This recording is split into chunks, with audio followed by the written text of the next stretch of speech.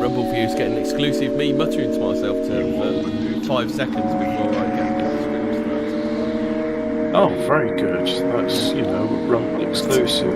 Dom's stolen my joke already. I always did find the Moomins scary. I was going to say, we're not talking about the Moomins.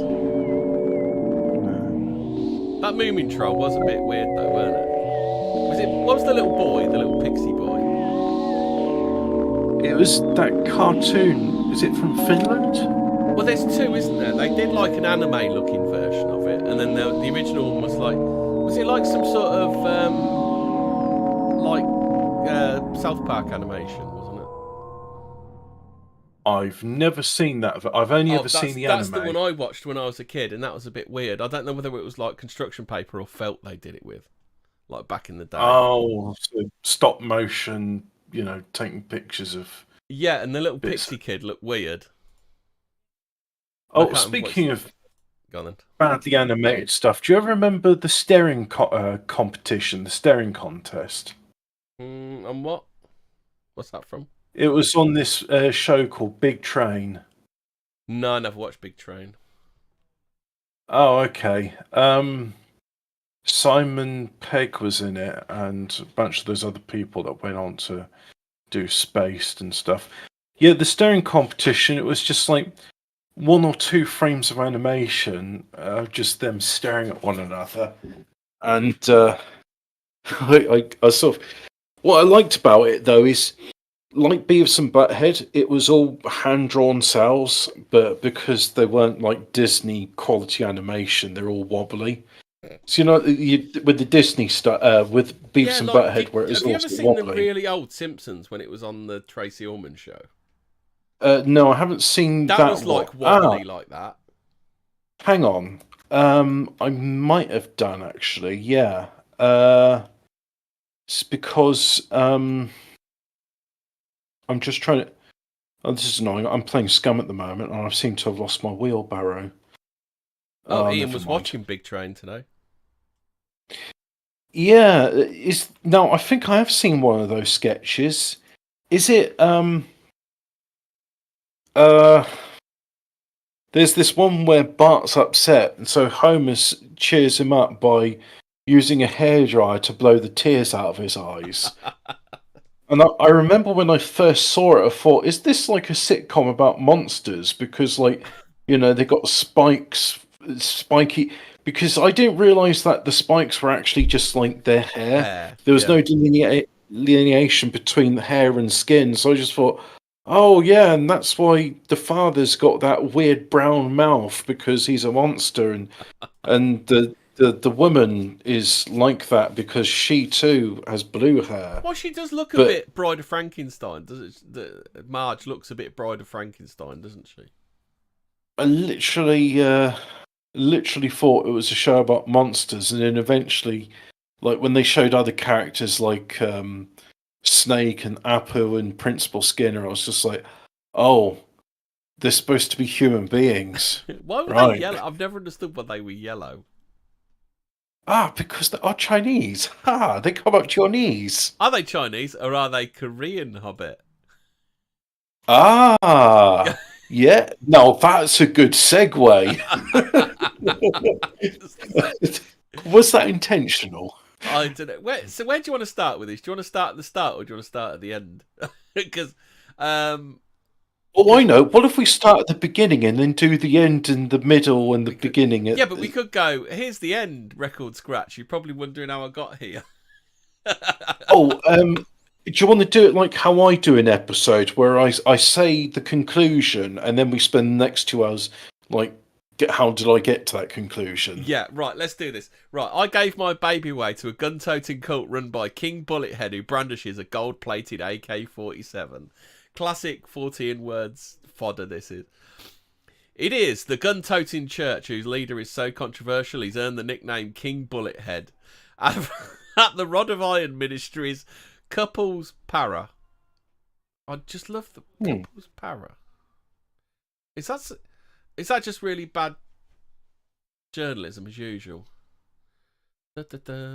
So, couples, yes, no, that's really bad. So what they've done is they've copy-pasted the start of the article But they cut it off halfway through parade with AK rifles, and their rap-loving leader, Pastor Hung Jin Sean Moon, wields a gold-plated version while sporting a crown of bullets. I'll have to hold on. Let's get this. Let's put this. I image thought up. in South Korea guns were strictly regulated. Like, Why don't you have a quick I look and don't. find out? I don't think. Right.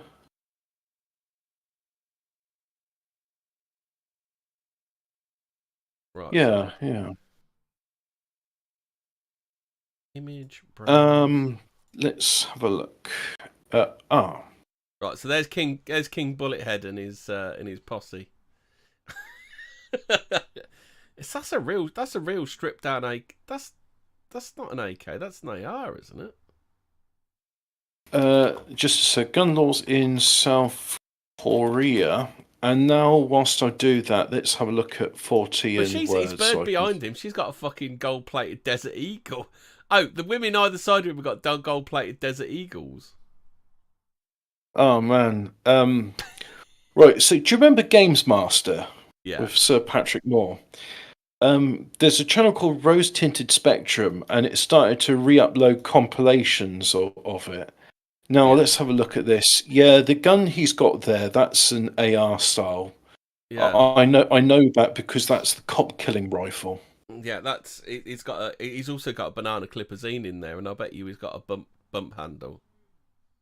Oh, can I be topical about guns? Do you know how I know that AKs are safe and not cop killing guns? No. Because Donald Trump survived a second assassination attempt, and the convicted felon, and if you're a felon in the United States, you're not allowed to own any firearms, had a AK style rifle, and so I mean, like, short of the Secret Service assassinating him, I think they're pretty much just saying, look, he's going to be here at this time, and we're just going to be like all tying our shoelaces for the next 10 minutes. So, very importantly, Interdimensional Lizard asks, is that Claire Core in the green shirt? Sources say, quite possibly. There we go. If plausible. Yeah. Well, she's not available for comment, is she? Of course, she's always available for comment, Hobbit. As you know, with your DMs would attest. Oh, let me just have a look, and I'm just going to go into archive chats, and Claire Core, 37 new messages. Oh shit! America's falling into... Trump's face is also on that truck behind him as well. He's a full on Trump tard. This must be in America. They must be. These are the descendants of rooftop Koreans, right? Just a bit, yeah. So the dedicated congregation are pro guns and pro Trump and fiercely opposed to gay sex and abortion. What, at the same time?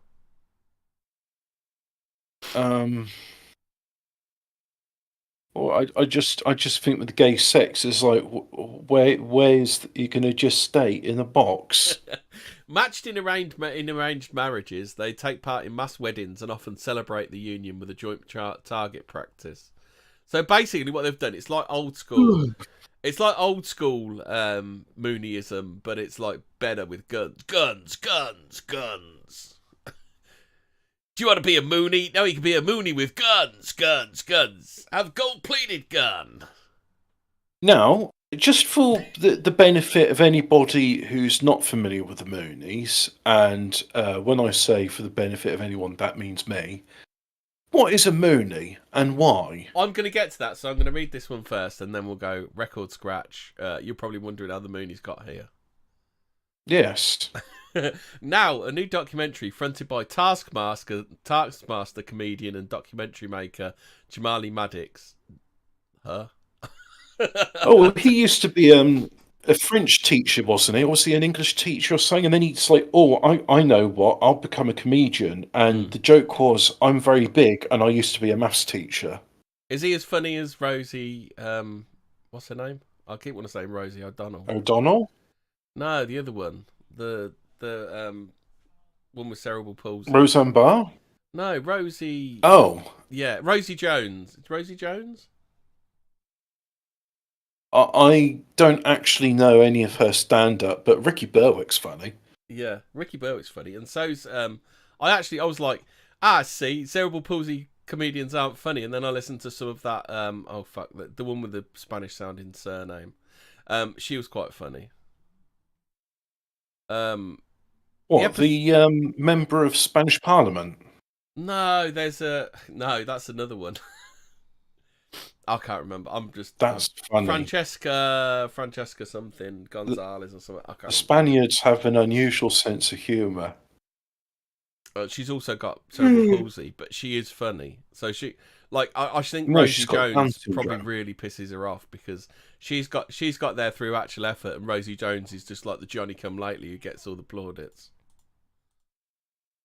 Yeah. The episode called King. So basically, this guy thinks he's Louis Theroux.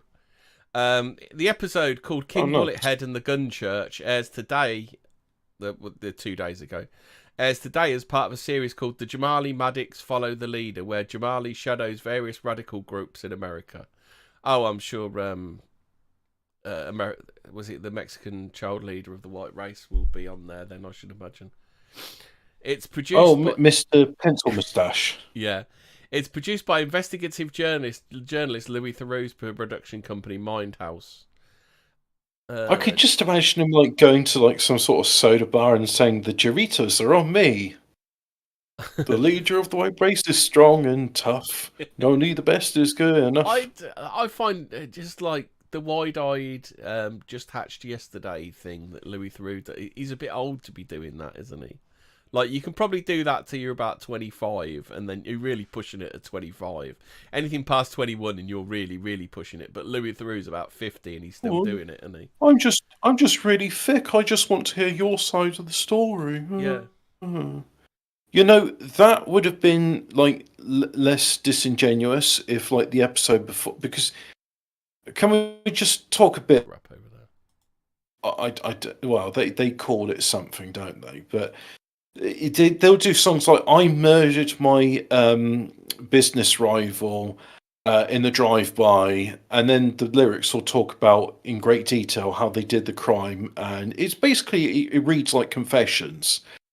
And Lou Theroux's there, like being in a very. I bet it's happened when like their own lyrics have been brought up in court. You know it's happened. More than once, actually. Yeah. Yeah, I'd say at least once. But I know it's happened more than once, and it's not as if I go out searching for it, but it's literally just like the prosecution just uses their music as evidence, and it's like, yeah, how'd you plead? Just back to the other one. It's Francesca Martinez, and she is.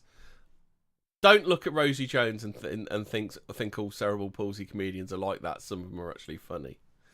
Francesca Martinez. Yeah, Ricky Berwick. And Ricky Berwick. Yep. No, he ain't got that. He's got something else, hasn't he? Oh, I thought he had the palsy. No, he hasn't. No, he hasn't, has he? Because he's like perfectly. I was going to say normal, but his brain's working fine, and it just sends messages to his poor withered limbs. I think the problem being this limbs, isn't it? Forward out of his jaws. And every word was like weird contortions of his jaw muscles. I couldn't really understand what he was saying. Like a couple of words I understood, like, but it was like, apparently was one of the guys in the comment was saying, so apparently this form of cerebral palsy, your mind's perfectly lucid, but because you can't coordinate the muscles, it's a real effort to say anything and move, and that's why they're wheelchair bound, because they can't walk. As it turns out, you actually need a fair bit of coordination to do that. And I just thought, well, that's a living hell. Like, not being able to express yourself and being like, oh, actually, you know what? I don't want to get into it. So anyway, these drill rappers, right? Louis Theroux, he's being really respectful with them, saying, yeah, the rappers. He's Do been you really, remember really that Stuart Lee respectful set, of the them. one where he keeps talking about the rappers, the rappers? No, no, actually, I do remember the one he talked about Shitterton because it's like, oh, I've actually been there, and I had a mate who was living in Yeovil and at the time, so I was like, come on, let's go visit Shitterton. And but anyway, so he's been really respectful to them, and he's been naive about like all the crimes that they commit and stuff like that.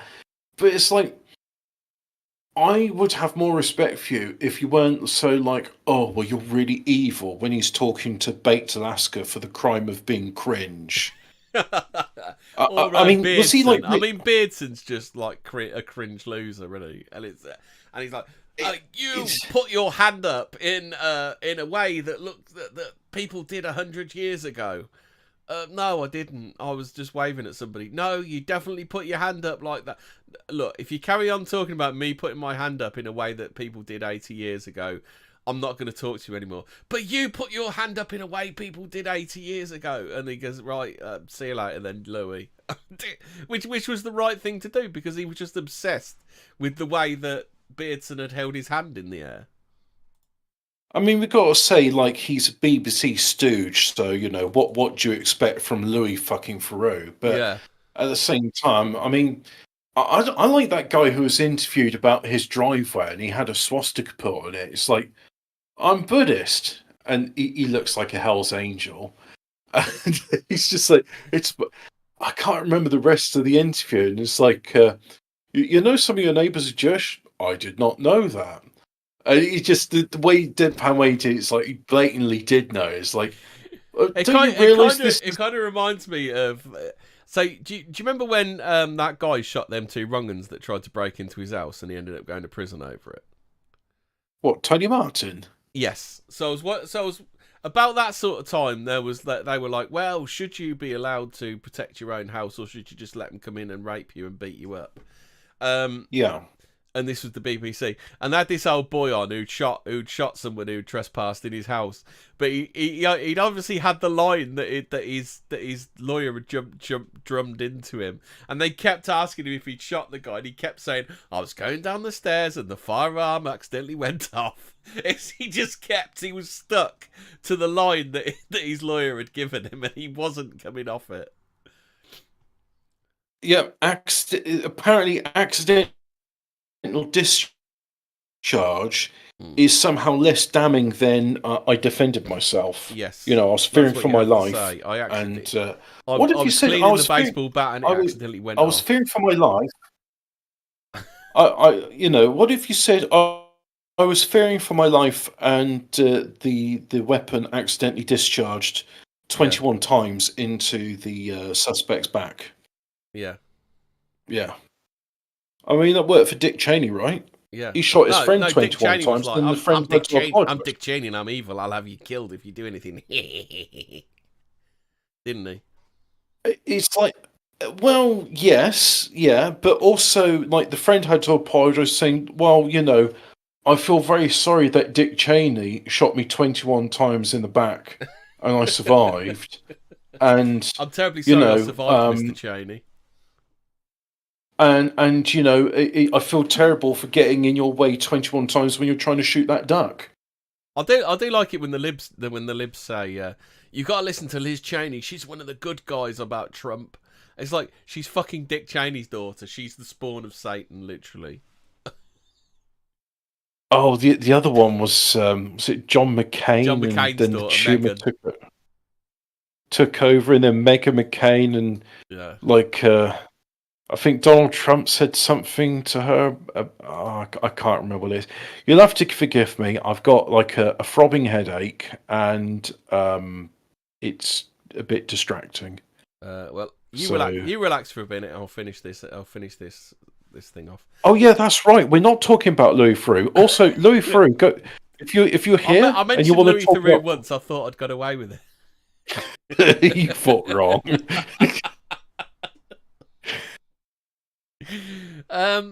Jamali meets the church's leader, Pastor Sean Moon. I wonder if his name's Sean after Yoko Ono and John Lennon's kid. Because it seems weird. Ew. You got like two Asians called Sean. It's odd, isn't it? In ten. Excuse me.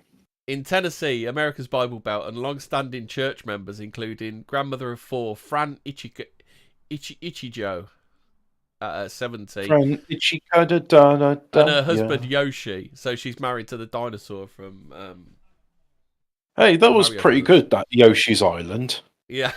Well, this is Fran and Yoshi's Island. Ran in Yoshi's Island. Yeah. So you're right, I Hobbit. must have missed You're that right, one. Hobbit. They live in Tennessee. Oh, goody. Yeah. Yeah. Talking That's the famous part of West Korea, I believe. talking to the Sun about the sect, which was spawned from the infamous Moonies, run by the pastor's father, Rev Sun Myung Moon. I'm gonna have some fun Yeah, with Sam that Young later. Young. Sun Myung Moon. Not Fran to be denied. confused with the famous Some Young Guy. Some young lad. Fran denied claims that the members were brainwashed. She admits she get obviously because brainwashing Trump. If they're Hey, Trump, they got to be brainwashed, aren't they? you know what? I would actually go as far as to say that I agree with her. It's just all Koreans are like that anyway. It's not brainwashing. It's just how they is. It's not That's how how they it be. It's not how they. It's not how they be. It's how they do. Yeah, there you go. She admits she gives 10% of her income to the church, but insists it's voluntary.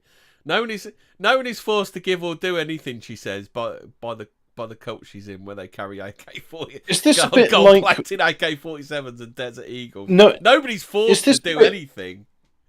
Is this a bit like nobody's forcing you to wear a mask, but the time when you set foot into Tesco or a pub and you say, "No, I'm not wearing one," and I don't have to show you my exemption, that's private medical information. You get barred. Nobody's forced to stay in North Korea, Hobbit. Yeah. Yeah, I like it when all these things, they're not mandatory. They're just, like in Canada. Yeah.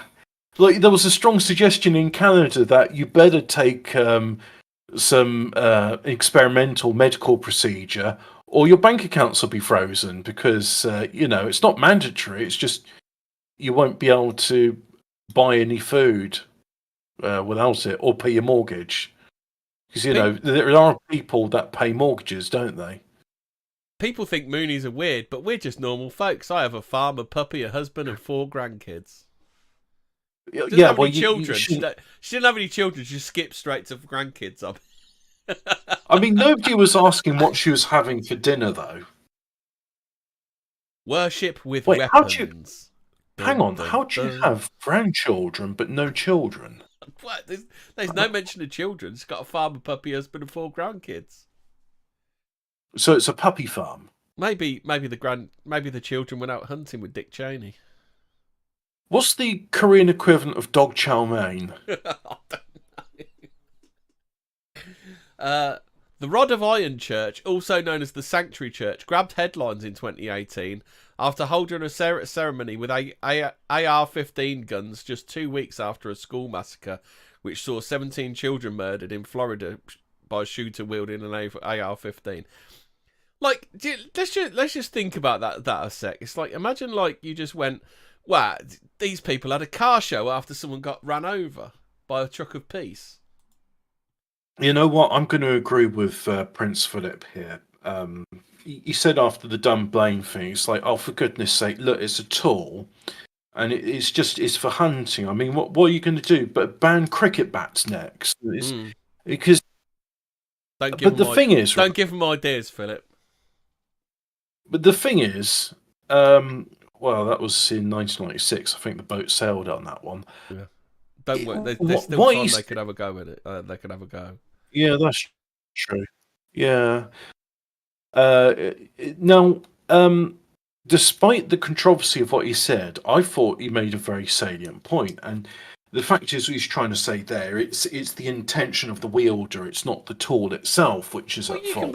You can ban knives, forks, spoons, sporks, plastic utensils. Like, the thing is, people are still trying to stab each other. Surely you should find out why people are trying to stab each other. I mean, you'll find in prison all those things are banned, and yet people still end up getting stabbed. Yeah.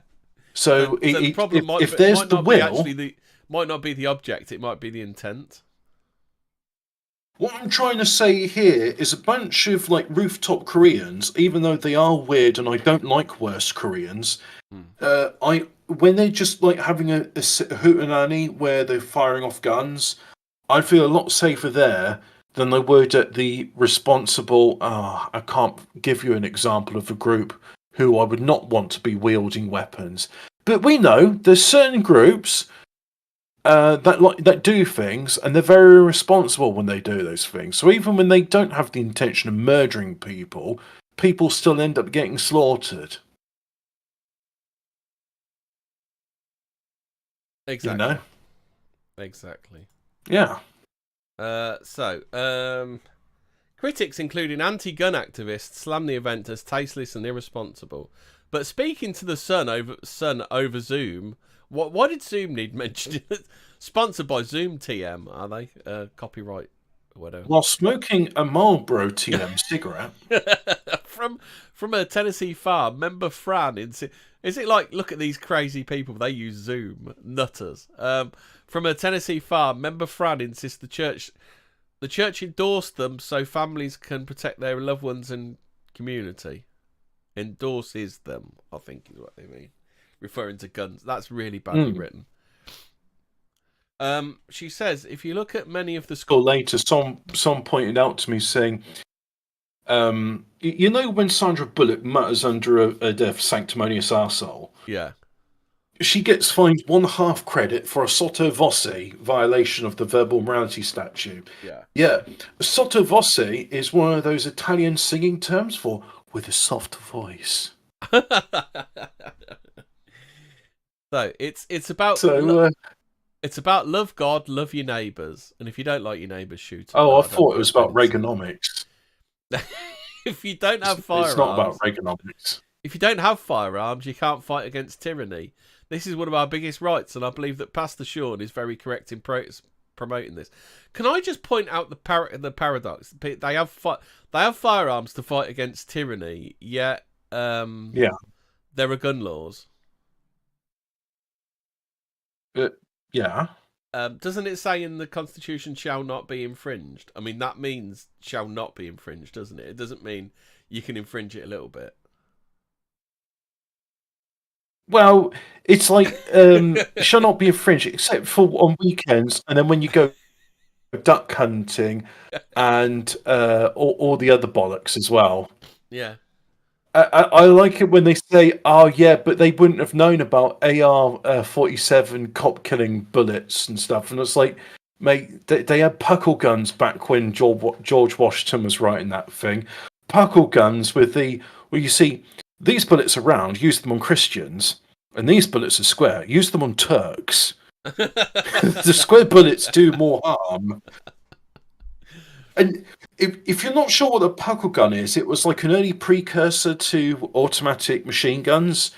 So the Gatling gun was the first one with like proper like automatic, and that was used in the American Civil War. But prior to that, the puckle gun was it had multiple cylinders and a single barrel, and the idea is that once you've loaded up all the cylinders, you just much like a revolver. It fires off one after another very quickly. Yeah. So in the documentary, Jamali watches a newly blessed married couple hold their wedding reception at a church's gun range. Oh no, the evil. The literal evil. Hold on. You can get married at a gun range? God, that seems like so American. Look, the only way I can think of like a way of making a wedding in America even more American would be like, you're in Montana, and everybody, the bride and the groom, everybody's on horseback, including the priest. I've just put up, and then I've just put up on the YouTube a guy who's literally embracing the American spirit. Let's have a look at it. But just everybody's on horseback, and that is like, you know what? He looks like one of those guys like I want to say in like Central Asia or something, where if he had like an AK-47 instead of the American gun, Yeah. it looks like I want to say he's like someone from He, ca- Tajikistan, he where kind of he's reminds me drinking of a one of the small guys, glass the of guys in the tea. pub. You remember Indiana Jones where he goes to Marion's bar and they're having the drinking competition? He looks like Yeah, he's taking part in that, doesn't he? that's it. That's what it is. Yeah. I like the alternating. He's got the big bullets and the small bullets. Someone's gone to a lot of effort polishing that as well. It's quite fetching, really. Mm. What's that thing he's got on the front? I mean, that almost looks like some Islamic That squiggles. must be like the Mooney symbol, mustn't it? Are you Although, sure this is not God, just like the? oh, hold on, you vanished on me. Hold on a sec, I'm going to turn me. Why is that? Yeah, let them have direct access to your no words. Yeah. Yeah. Although Fran insists this doesn't happen after all blessings, she admits, I'm all for guns. We have 2 pistols smaller than an AK-47. So this is how you know she knows about a gun. She knows a pistol is smaller than an AK-15. Yeah. AK-15? Wait, what about oh yeah, actually there is something called an AK-15. It's real. There is also I always say that. come on, I Bree. always use that as a joke when I'm talking to the libs. Yeah, but you know how there's like multiple variants of the AR or the AK. The AK-15 is one of the variants. It's one of the modern ones. I was just thinking, yeah, Is pistols the are shot glass generally. tiny or his hands massive? Says Ovis man. I'm just going to assume it's like he's drinking a very small glass of Tatra tea or something like that. Maybe this is Slovenia. But yes, that's it. Sorry, look, headache, brain not work good. But you're saying that rifles generally tend to be bigger than pistols, right? Yeah. Well, what about when Jack Nicholson, as the Joker, pulls that revolver out of his pants, and he keeps pulling out of his pants, and it's like The Mask, except it's also trying to be a semi-serious film. Yeah. That was a really good Joker movie. No, it wasn't Joker movie. It was called Batman. That was Yeah. it. And he's got this gun, and like the bat jet, he's The coming bat, towards him, and the bat wing. and the Joker, yeah, that's it. And then the Joker fires his pistol, like, which knocks him off his feet, and then the Batwing just like falls down. And yeah, that was a good. That also, I think, had Catwoman in it. It was Michelle Pfeiffer. No. Had, Oh, no, it was just the Joker, wasn't it? It was before they started jamming 2 villains at a time into them. so it was Joker and Batman and I suppose oh, you know, unless you count some of the other mobsters that are like smaller parts in the Batman universe. But yeah, it's just the Joker in that one. I think I'm going to watch it again because I remember there's this bit where they're in a You should watch. museum. You should watch the second one again, and then remember they did a Happy Meal about that. Uh, The things they used to market to kids. Hey kids, do you want to watch a Rambo cartoon? Do you want to watch a RoboCop cartoon, kids? oh yeah, RoboCop lunchboxes and stuff. I remember kids at school having the RoboCop lunchbox, and then when I watched it for like the first time, I watched RoboCop 2, and then I saw RoboCop afterwards, and I was like, yeah, this is the stuff to. And then just like this is the other thing as well. Like growing up as kids, it's like yeah, ultra violent stuff, sex and violence. This is stuff to appeal to children. And now like when I'm older, it's like you know what? I don't think that should be a controversial take here, right? I don't think it's acceptable if the gore and the violence is on film format. Because I know a lot of people are opposed to like having children playing violent video games, as they keep calling them, even though we haven't used video. Fuck's sake, video is such a stupid term. Can we just call them computer games for fuck's sake, or games for short? But I don't think violent games gets a free what? Violent movies Violent movie. What's worse, a violent movie or a violent game? I think they're both bad, but also they're both good. But it should be like for whatever. Just pretend I'm not here. Hey, What? did you know there's a film called The Batman, and it was released in 2022? Yes, that's actually a pretty good film. What's They're doing what's a it? follow up series to it. About the Penguin. Oh, um, uh, what's Batman 1943? Oh God, you have to watch. Do you remember did you were you on the dope movies and shows when we did Batman? I do remember you telling me about it though. Yeah, and then You want to watch the old black and white Batman? It's hilarious. and They keep for the talking. They're longest, talking about the Yellow Menace and stuff like that. It's just fucking cracks you up. I don't know why I didn't believe you, but it just seemed like, oh no, it's not the case I didn't believe you. I really do believe you saw it, but I thought, no, this is just like some fan thing. It's like, no, it's real. So I saw the car in it. Um, but what's the Batman Returns? So that's 1992. So that's the Yeah. sequel. Yes. All right. Yeah. And you got to remember that she's going around wearing like Oh BDSM yeah. wear. I thought it was quite. Batman burns a man to death. I thought it was quite horny. I quite. That's what I mean. She's going around wearing her BDSM wear. You've got. Do you remember the bit where he spins the Batmobile around and then just torches that bloke with the afterburner? Yes, I thought that was pretty. That the other thing. And then they brought out Happy Meal toys to go with it. Oh yeah, it's like you've seen the film.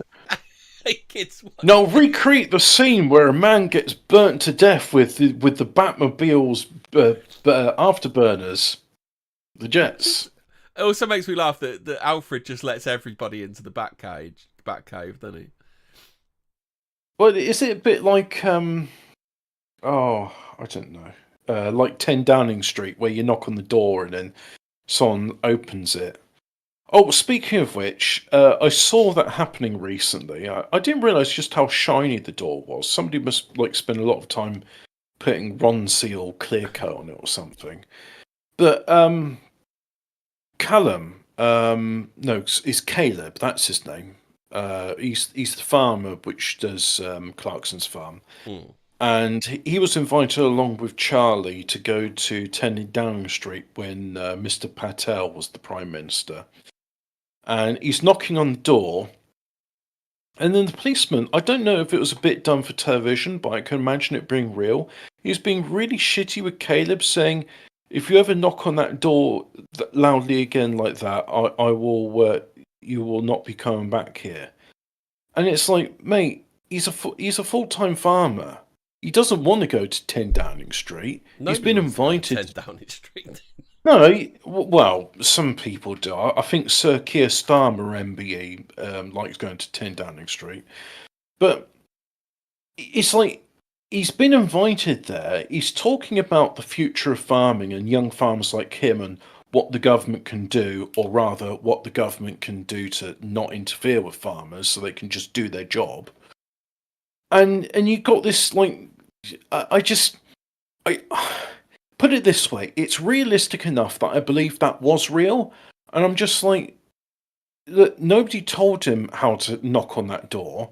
There's no sign on it saying, knock gently, I'm right behind the door, I will hear you.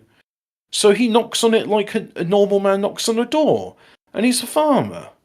It's like, he's not, I mean, look, Caleb, if you'll indulge me a bit, he's not thick. He knows what he's doing. He's very anti-intellectual. He just, if it's not about tractors or spreading fertilizer, he's not interested in it. So he doesn't realise we have got a prime minister. And you know what? Fair enough. He probably hears it on like Radio 2 or something. They're talking about the president in the United States, and he doesn't know that, well, we don't have a president here. We have a prime minister. So he just kept referring to him as President Patel, whatever his name. You know that bloke that was in, The little one, the corner shop owner. The wet You one. know the one. The one that got wet. Yeah. Well, the one that surprised me is I kept getting Liz Truss mixed up with Theresa May, and I was just like, no, they were two separate prime ministers. Do you remember Theresa May's... We're going fucking way off topic here, Robert. Ian says Hobbit had a Linford Christie lunchbox. I never had a lunchbox. I always had my lunch in a bag. The only time I started, I've got this clear Tupperware. Hobbit, your autism got you to miss the joke there. Oh, what? So was it? Sorry. It referred to Mr. Christie's package. They used to call it his lunchbox. Oh, right. I was just thinking there was like Linford Christie lunchboxes, and I thought I'd never saw one of those when I was at school. As Ian delicately puts, it was slang for Lingford stick. Right. Yeah. Don't fit many of those in a biscuit tin, I've been told. Yeah. Mm. So anyway, before the Moonies, why are they? Before joining, and why are Koreans here? We're going to end up doing two parts on what is essentially a one-part show. Hey, like a friend of mine said, and this is very quotable. This friend is. He said to me, "Do you want your dog shit sandwich spread thick or thin?" Yeah. If you want to learn about the Moonies, don't go somewhere else.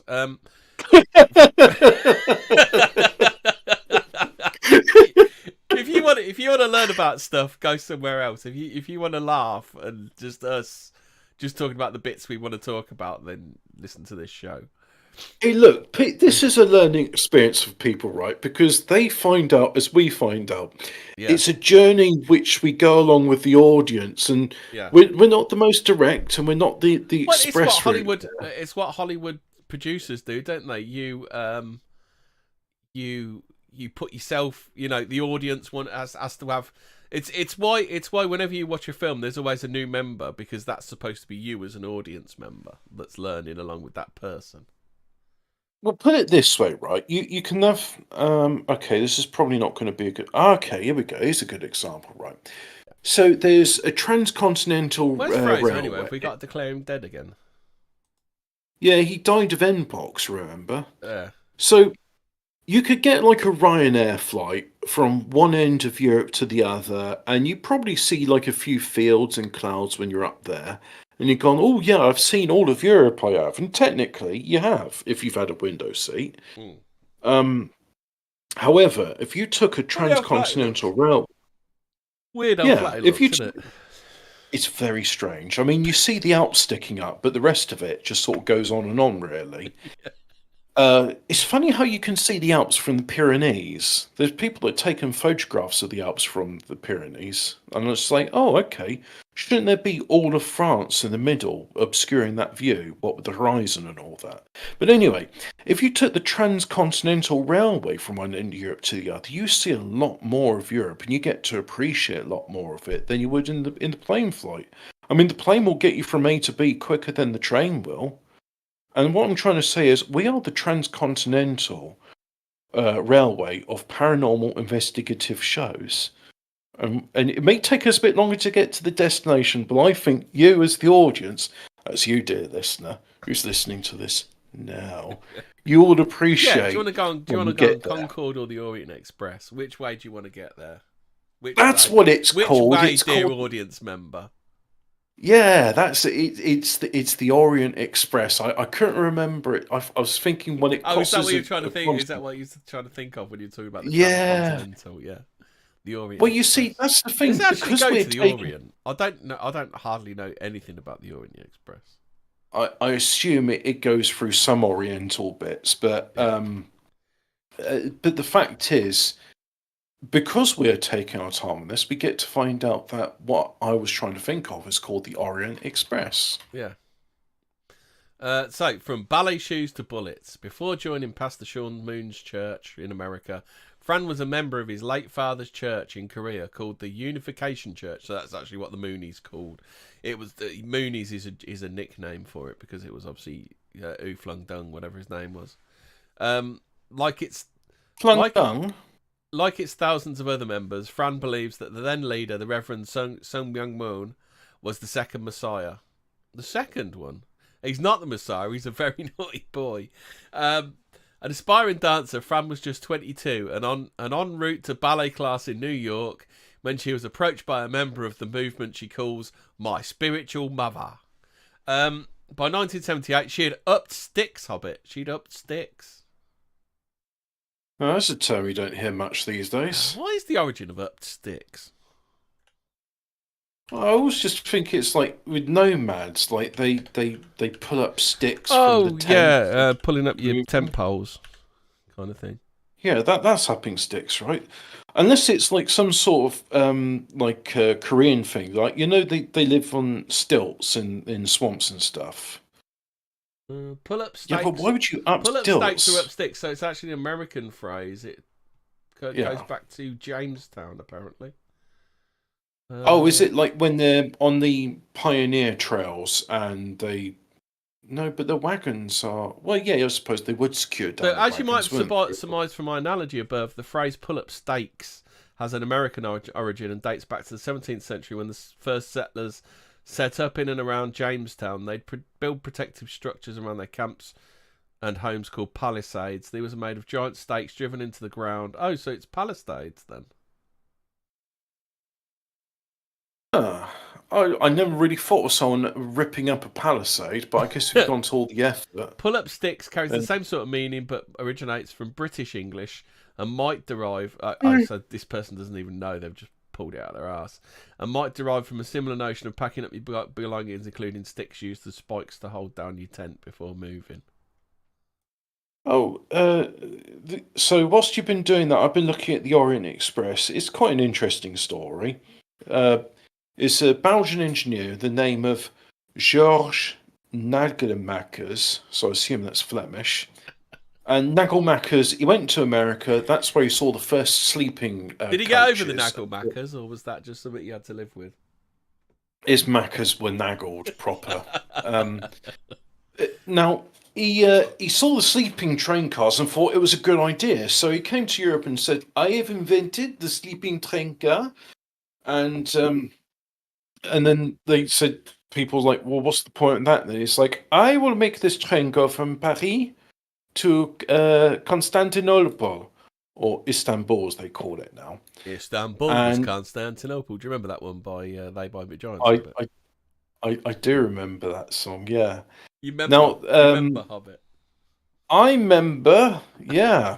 Now, so it took 7 days to do a round trip from Paris to Constantinople, and then eventually there was a train that went all the way to Peking. So it is the Orient Express. Ah. So anyway, by 1978, she'd upped sticks to the mission. She'd taken her palisades with her and was teaching ballet to the congregation's wider community. She admits, at first, my family tried to get me deprogrammed. They thought I was Looney Tunes or something. Or Mooney Tunes, am I right, Hobbit? I tried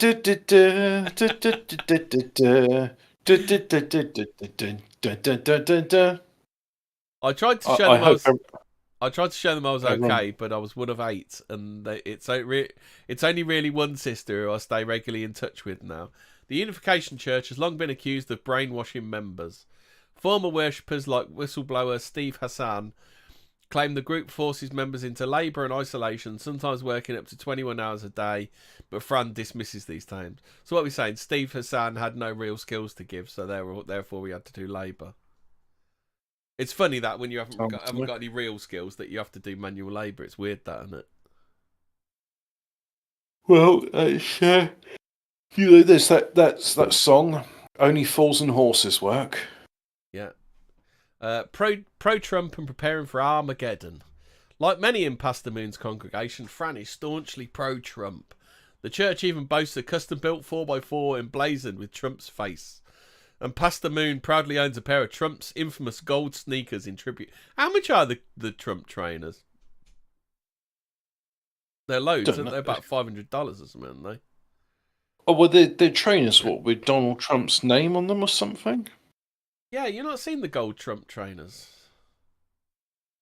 No. Oh, right. So Trump brought out some trainers, and they're like gold, as you can guess, like his toilet. Oh, okay. For Fran, Trump is more than a political figure. He's America's savior. She's even built a bunker to prepare for what she sees as the imminent collapse of American society if Trump doesn't return to power. Satan wants to destroy America. No, Satan is America. Um, I mean, imagine making a rookie mistake like that, not knowing that America is the great Satan. It must feel sad for the people living there because, some of the Americans are pretty pious, God-fearing Christians. Yeah. And then they're not all retarded Protestants that hate Mary. Mm. Because, by the way, hating Mary is demonic. Like that is the mother of Christ. Without her praying to Mary and not God is pretty demonic itself. But there's that bit I won't comment on. But it's just the fact that you've got people that call themselves Christian that say they are brothers in Christ, but yet seems to have this absolute pathological hatred of Mary, and I don't understand that. There's some other people that have a pathological hatred of Christ, but we won't talk about them. No, the people that don't like Mary or Jesus, I haven't got time for them. The pager interferers. It's that new nickname for him. That's where I've got to study longitudinal versus transverse waves because they actually got a batch of them and put explosives in them. Oh, a convenience store. It wasn't half as intelligent as you think it was. Hobbit. Be that as it may, apparently they've done the same with a load of walkie-talkies. Yeah, so be that as it may, I still want. Yeah, but why would you be like, oh, Mossad's giving us a good deal on walkie-talkies? Yeah, let's have those then. But they were not just one. It's like a double thing. So not only are these crippled and out of action for a while, but now Hamas know who Mossad knows are their guys, so they're double knackered because Mossad know these people are now, don't they? If you know what I mean. So that's what people were saying. It was like a double whammy.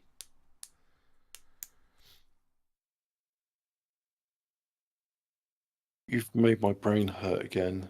Sorry, mate. I don't understand any of that.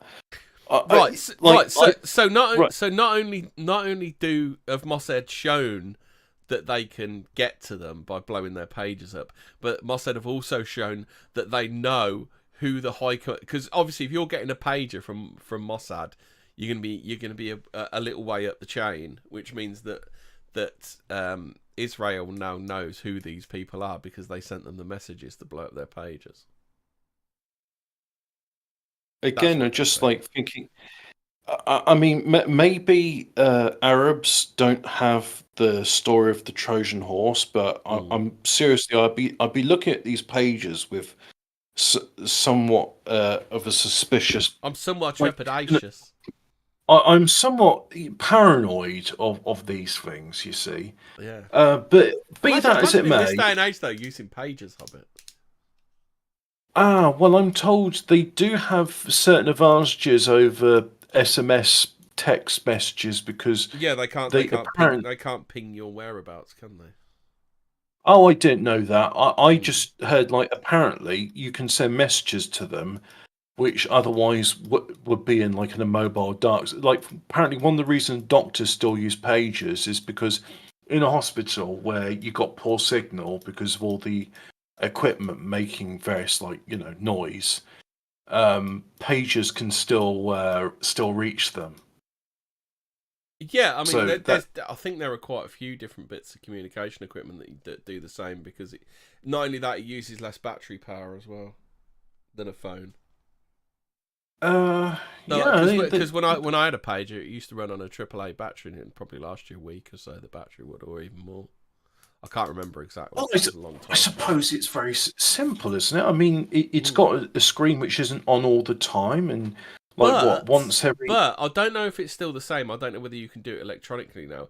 But to send a message, you used to have to ring up an operator to send a message. But I don't know if it's still the same. Yeah, that's right. Well, I was very excited back in the sort of the late 90s, like, I'm going to get a two-way pager. And then my mate gave me his Nokia 6110 and said, "Yeah, have this." I was like, "Oh, this is actually what I want, and it's a phone." Mm. So yeah, I was happy with that. But thanks. So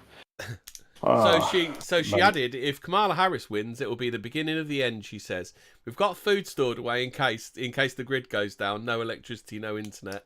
I'm more scared of losing my constitutional rights than of dying." Literally, it just goes to show that America is a place, not a people.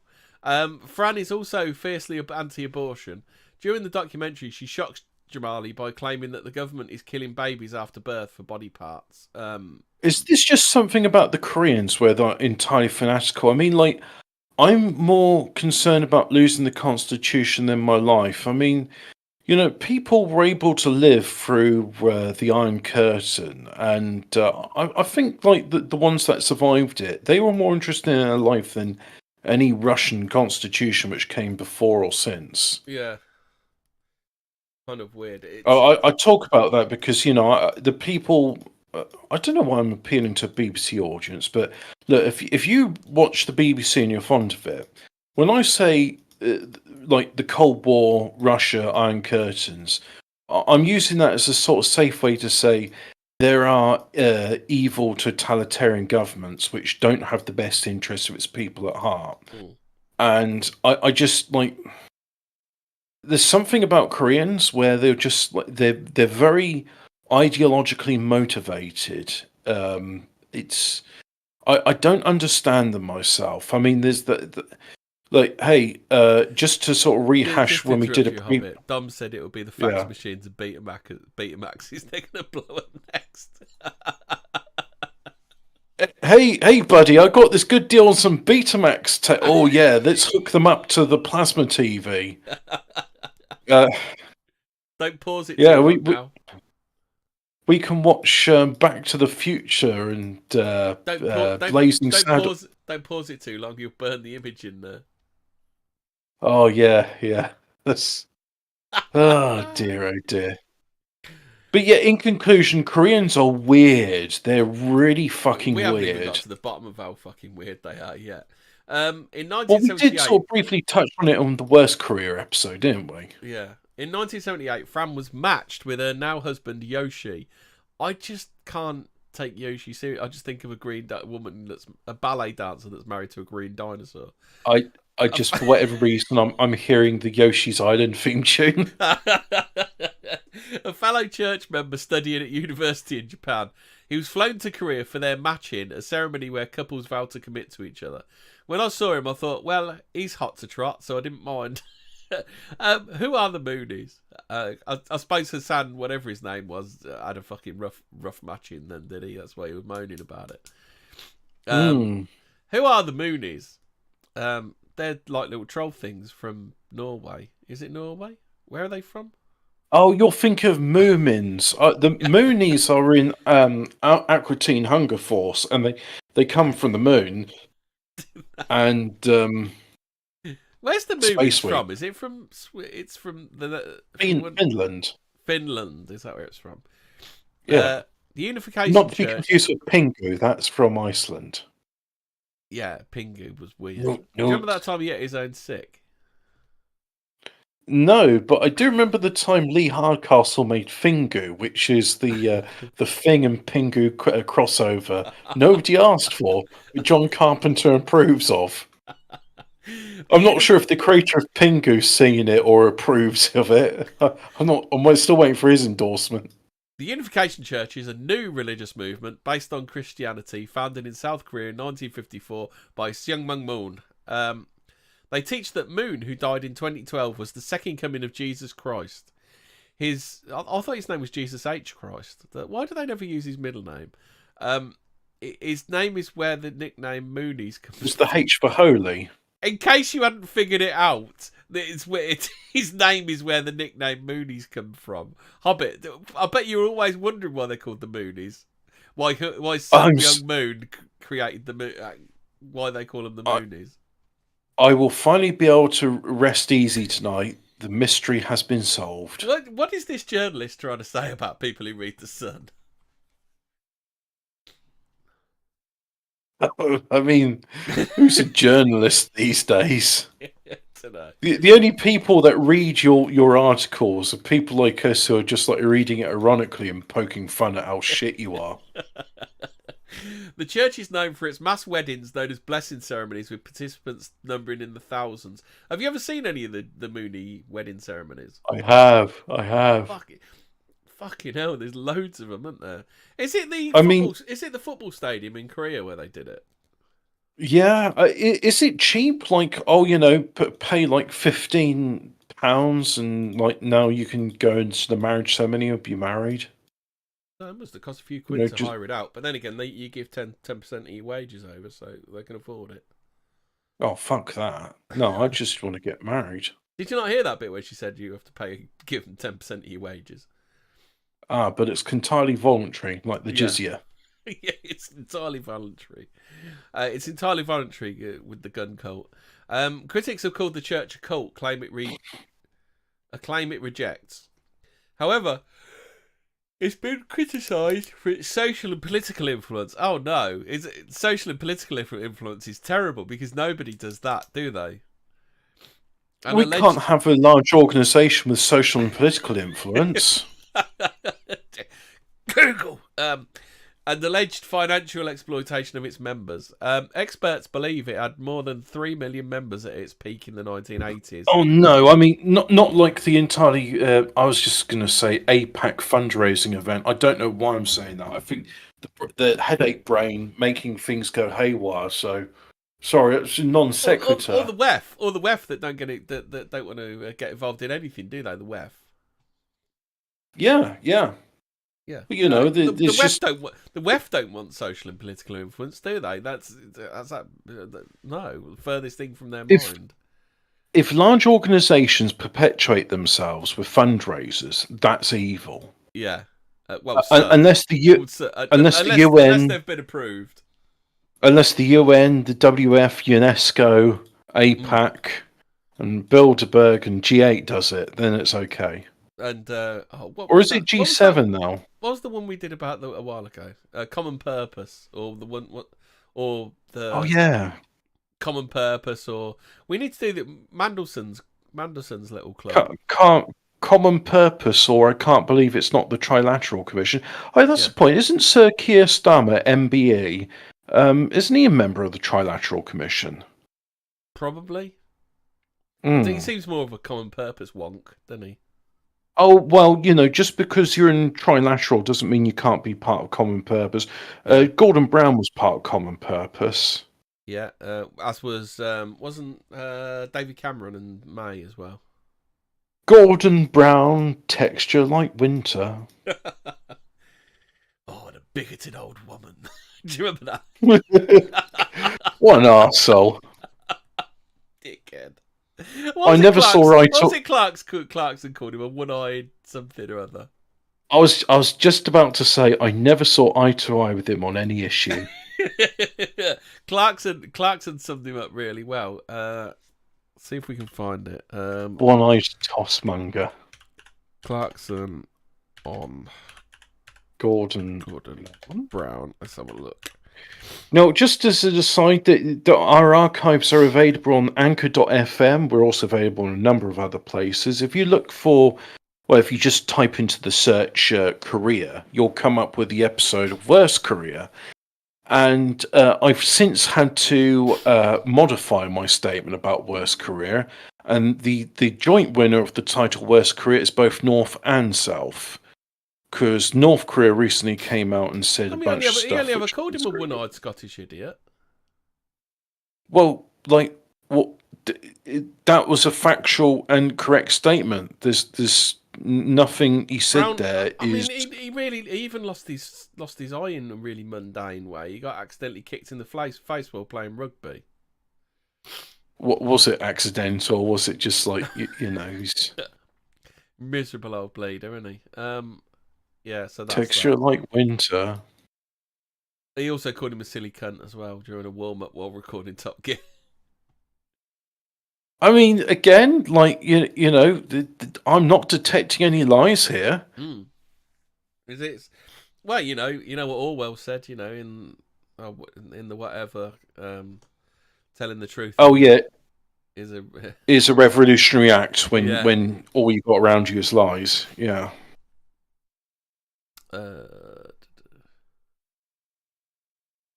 be fax machines a bit, man. He had to go to It's many funny, palaces before he found her. I don't know what that's referring to. Yeah, you'll have to give us some context there, mate, because yeah, experts believed it had. Oh, right, yeah, because Mario is like, oh, unfortunately, Princess Peach isn't in this castle. You'll have to go to the next one. Yeah, but that's Right, not okay. Yoshi's Island. So anyway, they've been Unless Yoshi goes on the criticised for quest social of... and political influence, which nobody does. Nobody does that. That's why they were obviously why they were criticised about it. So 3 million members at the peak.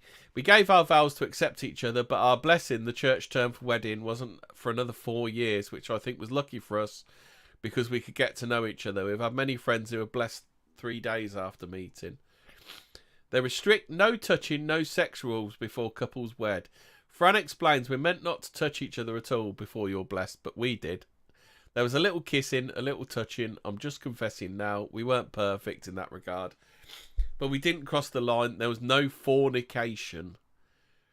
So it's a bit like the Mormons when they do soaking. Have you heard about soaking? Oh, I don't even want to know. That sounds grim. Oh, I have to tell you about it, right? So they also abstain in sex before marriage, right? But they figured this fun little, I say a fun little loophole, right? The Catholic way of no sex before marriage is you do her in the bum and then it's okay. Yeah. But the Mormon way of doing it is... That's what a good Catholic girl is, isn't it? Yeah, so you see, like, what you do is you get the bloke to lay down, and then he gets hard, and then once he's hard, the Mormon lady lays on top of him, right? Yeah. And then proceeds not to move, and that's why it's called soaking. And then what you do, right, is the lady gets her lady friend to come along as well because they like don't have privacy or anything like that. And they'll say, "Oh, do you feel like jumping on the bed just as a bit of a laugh?" And then she'll jump on the bed, which will then make the couple move about. But you see, they're not actively like doing anything. It's just like the lady friends having a little bit of bounce around because, we're Mormons, aren't we funny to you? Lot like the kosher switch. It's very much like a kosher switch. Is it the same technology? It's the same sort of loophole laws, except it's done by... No, just bear in mind the founder of Mormonism was called Joseph Smith. So that's not Hiram Abiff. That's... Joseph Smith is about as Anglo a name as you can get, isn't it? I mean, it's like John Bull. Yeah. But Dom Elfkicker said soaking is dry humping by proxy. Except, no, that's the thing. You see, if they were to actually like move their hips and stuff, well, they're fornicating. Yeah. But if like the lady's hoo-ha dilly is on your cha-cha, and the lady friend happens to be bouncing up and down on the bed because she's just so happy that you're going to get married into the Mormon family, and stuff happens. Well, stuff happens. It wasn't your fault. You didn't thrust your hips. She didn't thrust her hips. Isn't having three people in the room fornication by definition? So, sometimes there's more than 3 people involved because Mormons are very sociable. They're like lemmings. I asked some Mormon missionaries about this. That brings new context to your mate. Do you remember your mate who used to come in here?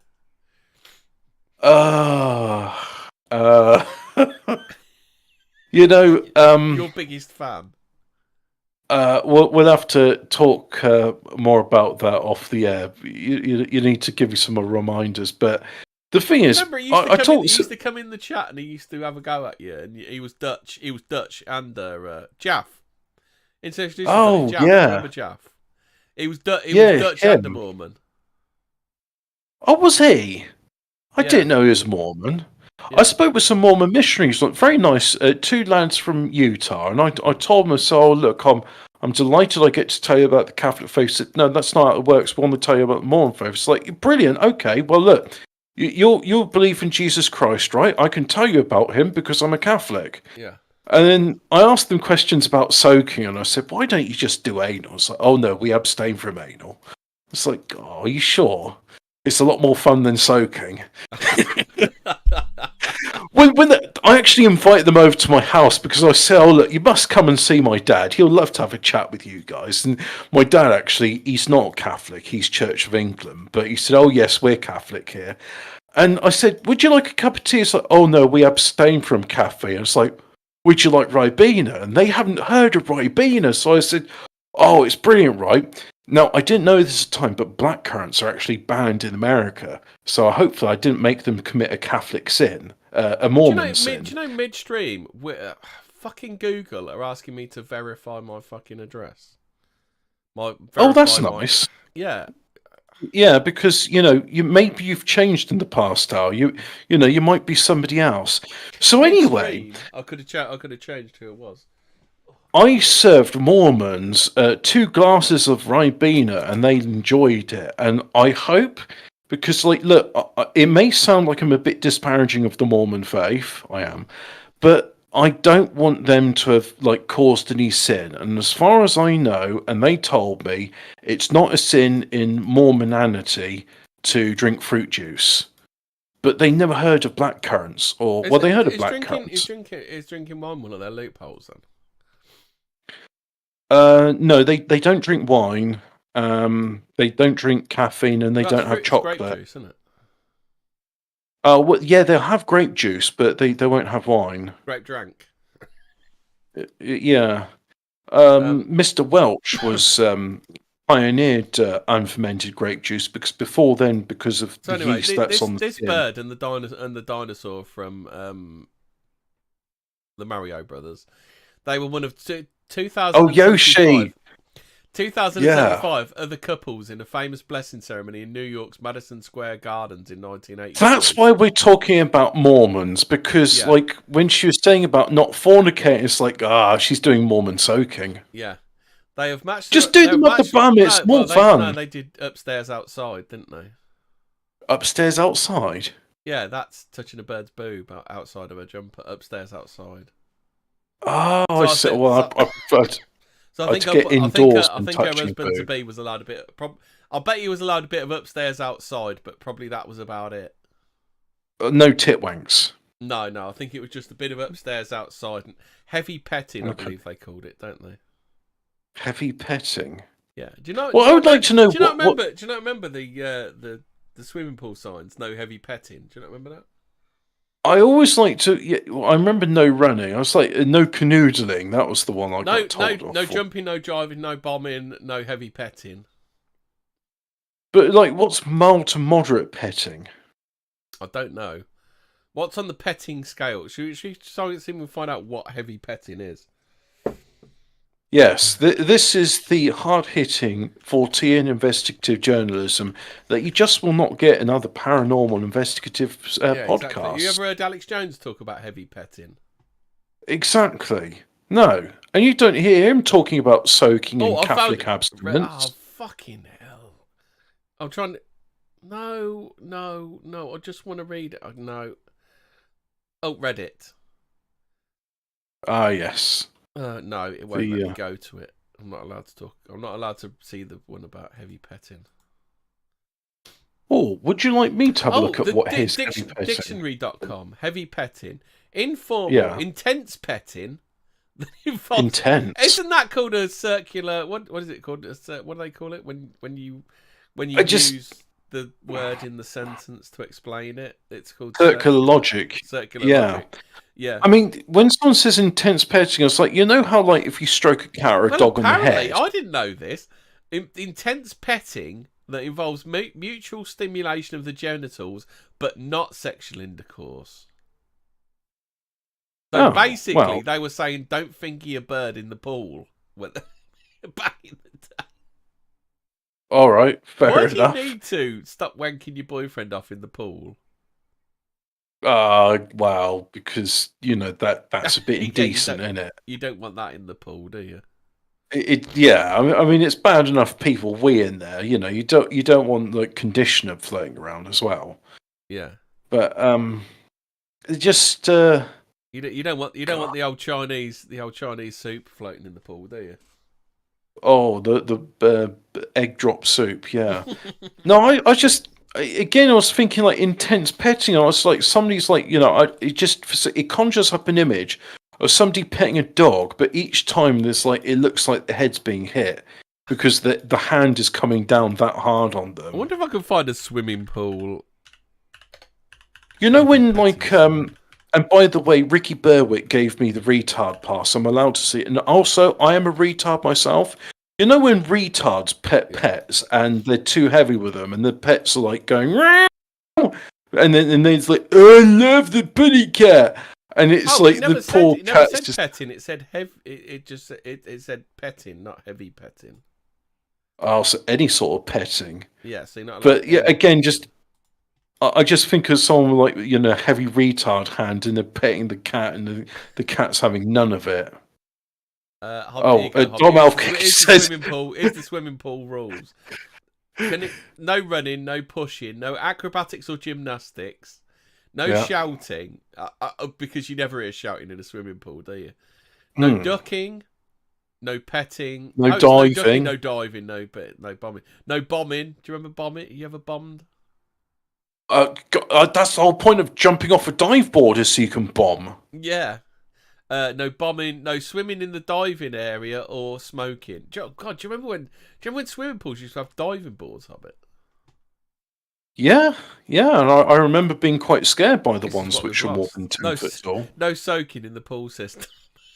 I No, was just about to add Ian says no bumming was another one, but I never the saw the, that sign the, in. the new rules in it. It's no soaking in the pool, Yeah, and no public defecation, and no group gang rape. yeah, no We, graping. we're not allowed. We're not allowed to use the other term. So yeah, Oh my an god! Indian. Can't you go black? You seen the current ones? No diving, no running, no pushing, no shouting, no bombing, no dunking, no breath holding, no glassware, and no peeing in the pool. They actually have to Wait, tell you not to piss in the pool. so wait, when diving, you're not allowed to hold your breath. You're supposed to expel it immediately. I But what don't. if I like You're not sink supposed to dive really far? underwater You're not allowed to dive underwater anymore. But that's the whole point of diving. Yeah. You're not even allowed to dive So, in the pool anymore. oh, you know what? No, Ah, sod that. Not doing it. crap. No reverse cowgirl on the rodeo troughs. Oh, I think I found an even newer one, which is don't run, no diving, no pushing, no bombing, don't shout, shower before entering pool, use restrooms, watch your children, no food or drinks, and no rough play. Mm. How far we've come from no ducking, no dive, no bombing, no whatever. My favourite thing is when you go to a public convenience and there's a sign like it's not even got English on it. It's just Don't like stand on the toilet.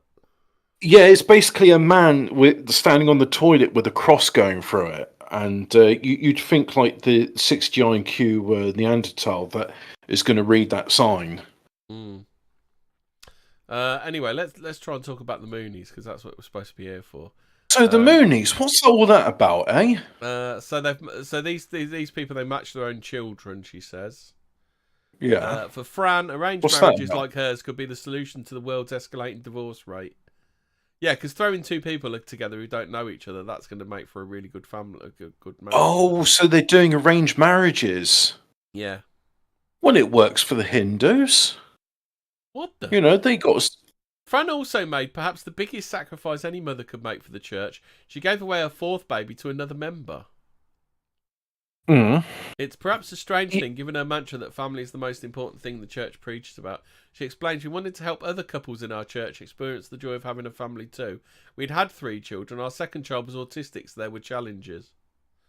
Well, this is something about Koreans. They seem they seem to be very keen to give up children for adoption. I read this headline today saying since the 1950s, Mm. South Korea has given away hundreds of thousands of children to be adopted by European couples in Australia, Denmark, and the United States. Oh, okay then. I don't know why those three countries are mentioned, but apparently that's where a lot of Korean babies ended up.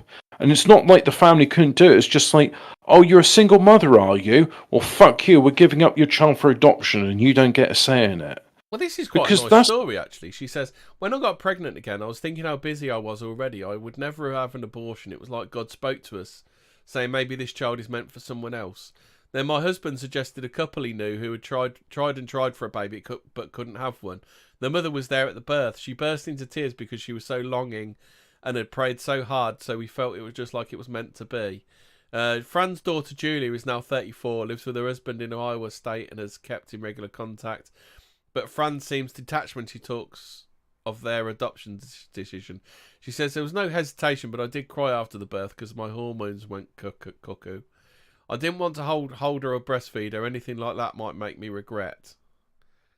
that's sad for the child, really. I mean, breastfeeding is so important for their health. Yeah, we love her very much. She's come to my youngest daughter's wedding. She calls us Aunt Fran and Uncle Yoshi, so at least they're not fucked up in that way then. I don't know. Well, I think that's a nice thing, though, isn't it like again, I don't think. I mean, here's an example, right? And this is going to sound weird, but bear with me, right? So I go to the dairy, and it just sort of reminds me of, like, you know, what animal husbandry is all about, and looking after your animals. And I was talking with the boy there. I think he's about 17 or so, and he's looking after these cows, and he knows what he's doing. I said, "Oh, you know what you're doing?" He tells me, like, "Oh, these ones are sickly," so he's giving them medicine. And I said, "Oh, those ones are being very noisy." He says, "Oh yeah, I'm weaning them. They're on solid food, but they're complaining about it because they like the milk." And I said, "Well, I don't blame them. It's good quality milk." And the fact is that, like, all of those cows are getting fed milk, because occasionally there will be cows like will reject one of their own, and then the idea is that you sort of slaver it up with another calf's afterbirth, so that the another cow will adopt it.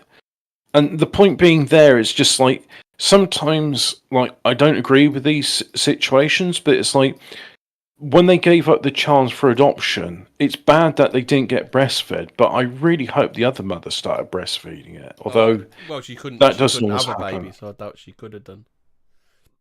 I heard, like, some women go into lactation when they're nursing, like, you know, the wet nurses. Oh, okay then. No, Yeah. don't wet nurses have to have had? And it's got to be like having a cow, where wet nurses have got to have recently had their own child, don't they? I don't know what, like, you know, women of 14, tell us, can you, like, breastfeed and lactate even if you're not with child, but you're looking after a child? I think it's very unlikely. Yeah, yeah. Much of Fran and other members' belief systems are formed off the back of some of the bold statements Pastor Moon makes in his outspoken sermon. Have you heard what a bigot Pastor Moon is, Hobbit? He says, in the documentary, he shockingly preaches. Can you believe he says this? 73% of gay men have stated they have sex with someone underage. There's a lot of pedos hiding in the rainbow cult. I mean, isn't that just a disgusting thing to say? It's very bigoted and very problematic, and you know, monkeypox has never infected the anuses of boys and dogs in gay men's care. Yeah. Does Fran believe Oh, every hang word on. he says or challenge him? She says, I have complete faith in he is following his father's path and he's always open to different views and discussion. We chose years ago not to have church jobs. We didn't want to take church dollars and feel beholden to it. He's an open book and I trust his leadership, but I'm not a blind follower. So, I don't know, she sounds like a sensible woman. No, she doesn't sound as insane as the former president of South Korea, who had to publicly apologize for being part of a mind control witch coven. So there's Fran, record scratch. You're probably wondering how she got here, aren't you? Yeah. Why do people join cults? What is the Family Federation for World Peace and Unification, or the Unification Church as it's known. Abbreviation FFWPUUC, just in case you hadn't figured that out for yourself. Oh, that rolls off the tongue. Yeah.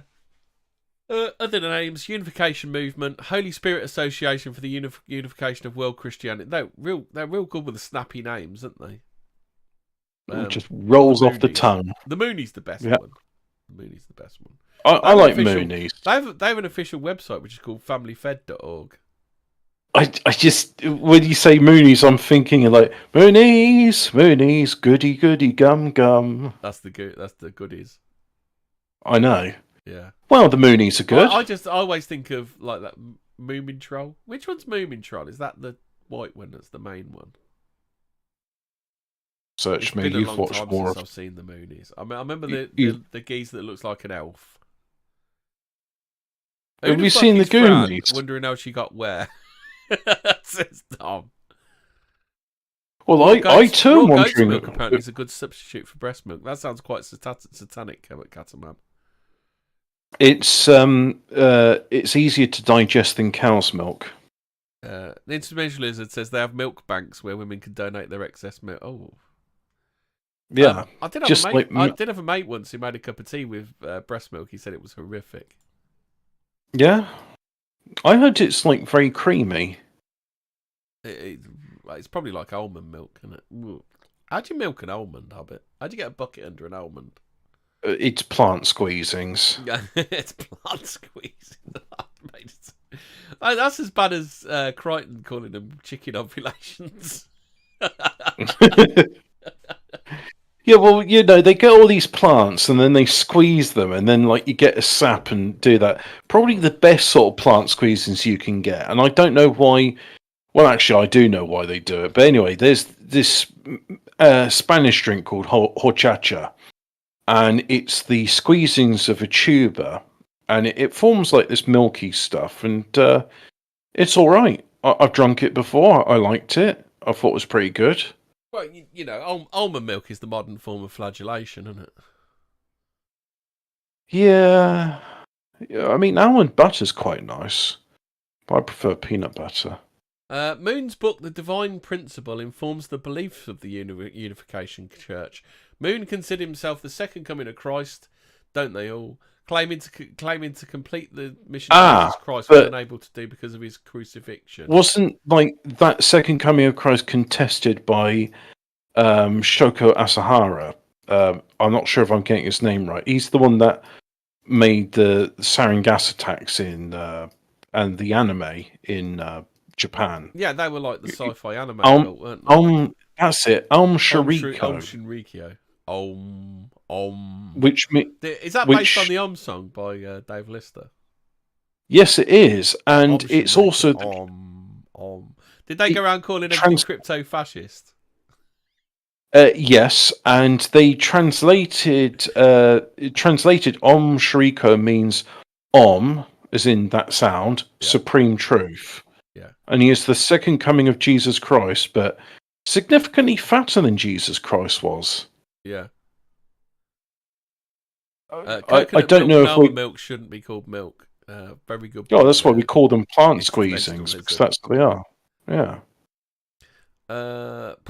Where is it? Popular term. Milk is secreted from mammary glands. That dude had on his head the emblem. So it's like the Chinese setting sun in a circle with some arrows and some other bits on.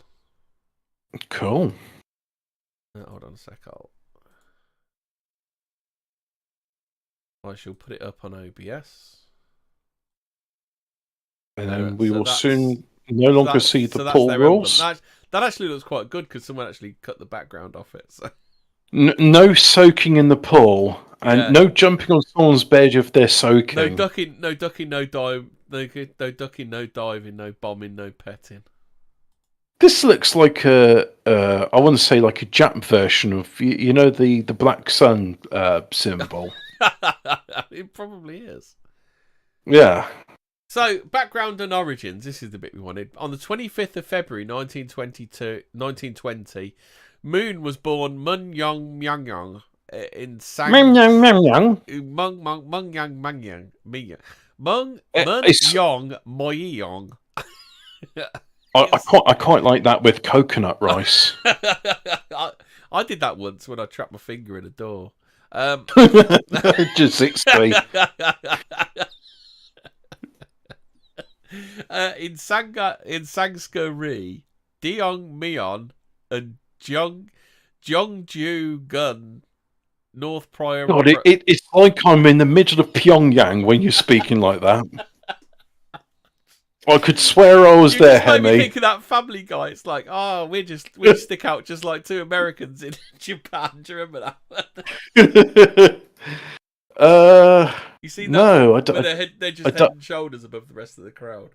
Oh, right, okay. Yeah, fair enough. Yeah. His birthday was recorded as January 6th by the traditional lunar calendar, 25th of February. What? His birthday was recorded as January the 6th by the traditional lunar calendar, 25th of February 1920, according to the Gregorian calendar. So he was born on the 25th of February, 1920, Yes. then? Yeah. Around 1930, his family, who followed traditional Confucianist beliefs, converted to Christianity and joined the Presbyterian Church. That's not good, is it? Joining the Presbyterians. Confucius say, man who run behind car will end up exhausted. Man who run in front of car will end up tired. Confucius say, while chain swings, seat be warm. Confucius say, chef who cook pea in carrot water, very economical chef. Chef who cook carrot in pea water, very dirty chef. That's the only funny Confucius one I know. Where he later taught Sunday school. My dad taught me that one. Did he? Yeah. I do like that one. While chain swings, seat be warm. I think that was in that. I've got this book. There's 3 books on graffiti written by this guy, and they're all Confucius say. There's some real like gems in there. Confucius doesn't sound like a very Chinese name, does it? No, it doesn't, does it? So in 1945, Moon attended the Israel Monastery, Israel Jesus Church near Seoul, with his wife Choi Sun Kil and. Now, Israel Jesus Church, is that like you know the episode of South Park where they go to Jubilee and the various rabbis gather there, and one of them says, "My name's Ariel Ben Sharon of the anti-Semitic Jews." Yeah. Yeah. The anti-Semitic sect. His wife Choi Sun Kil, and then in brackets Cho Seon Gil. And then, Look, not to be confused with Chokes on Dick. Are you feel a bit left out here, are you, a bit? Well, it's like I said, I'm like in the streets of Pyongyang. You're in Peking. Sorry, Beijing? Peking duck. Oh, I'd love some Peking duck. I've got some cucumber, but I've just finished it all off. Peking duck is fish, isn't it? Or no, that's Bombay. Do you know? That's Bombay. That's Bombay duck. Yeah. Peking duck is actually duck. You know, the funny thing about, like, I don't think of having cucumber with any savoury meal, unless it's like in a cucumber and mint yogurt. Yeah. But I really like Peking duck, and then it's got, like, you know, slices of cucumber with it. It's like, yeah, this works. Roast duck and cucumber, yeah. So after, so we, oh God, this is written so badly. So I'll get rid of the brackets. It might make more sense. So in 1945, he went to the Israel Monastery with his wife Choi Sun Kil to learn the teachings. It makes so much more sense when you ignore the stuff in the brackets. To learn the teachings of Kim Beck Moon, including his book The Fundamental Principles of Christianity, drafted March 2nd, 1946, published March 2nd, 1958. Too much information there. After World War II and the Japanese after World War II and the Japanese rule ended in 1945, Moon began preaching. In 1946, Moon travelled alone to Pyongyang. Pyongyang. So Pyongyang gets a mention. Hobbit, you must have been psychic there. Yeah. In communist rule, Uh-huh. North Korea, best Korea. Did we decide that was Yeah. best Korea? He was arrested on Well, they allegations of actually share spying the for joint South Korea. title for West Korea now. He was They're as arrested on bad as each other. allegations of spying for South Korea and given a 5-year sentence to the Hungnam labor camp. Cool. So he did 5 years in Hungnam. I served in Hungnam. Yeah. So Moon founded the Holy Spirit Association for the Unification of World. Jesus Christ, this bloke needs to sort his names out. I know what I'll call it. I'll call it the Holy Spirit Association for the Unification of World Christianity. Oh, like the People's Judean Front. Yeah. No, that's the Holy Spirit Unification of the Association of World Christianity. Oh, sorry, I was thinking of the Judean People's Front. No, the People's Front Judea. That's us. Yeah. Is it? It expanded rapidly. I thought we were in the Judean People's Front. I get the two mixed up. That's the line, isn't it? That's us, you idiot. Isn't it? Ain't that the line from it? It expanded splitters. It expanded rapidly in South Korea. By the end of 1955, had 30 centres nationwide. The HSA UWC, even the shortened version ties your tongue up. Expanded throughout the world, with most members living in South Korea, Japan, Philippines, and other nations in East Asia. In the 1970s, no. American members were noticed for raising money for unification church projects. In 1955, the HSA UWC founded the Collegiate... Oh, God, this is awful. I can't read this. I just can't read it. It's just awful. It's bad, isn't it? It's just horrible to read. It's just really horrible. So anyway, on to the subject of Cucumber, which is related to the Moonies, because, Cucumber Kunsuk, when she was in Pyongyang, said... So hold on. Well, I'll just strip this down as much as I can, because I can't read it word for word. It's awful. So he found... Is it like reading one of Claire Corskreed's? Yeah, so he founded another thing called the Collegiate Association for the Research of Principles. Why? Why did you call it that? Why? He really likes these long-winded titles, doesn't he? Yeah. God, it's like, how could you even join something that's named that? See, he did all right. Then he started calling it the Unification Church. That's fine. Let's just call it the Unification Church. So he sent missionaries to Europe. They entered Czechoslovakia in 1968 and remained underground to the 1990s.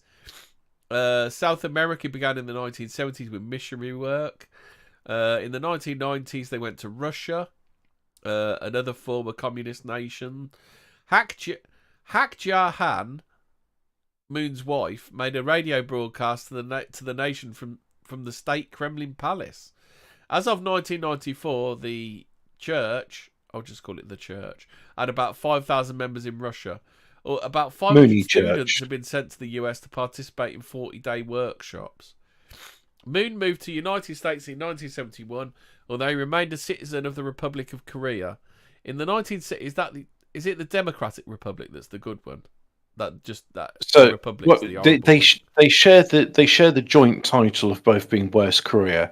So Republic of Korea is in the south. Democratic People's Republic is in the north. I love the way it's totalitarian, but they always call it the Democratic People's whatever, don't they? The more totalitarian it is, the more like we're super free and easy, and everybody's going to be absolutely fine. Like that's like the worst type of totalitarianism you can have. As a rule of thumb, you're in a totalitarian regime when they bang on about how we got democracy and it's great. And I was reminded of that in the general election for some reason. Yeah.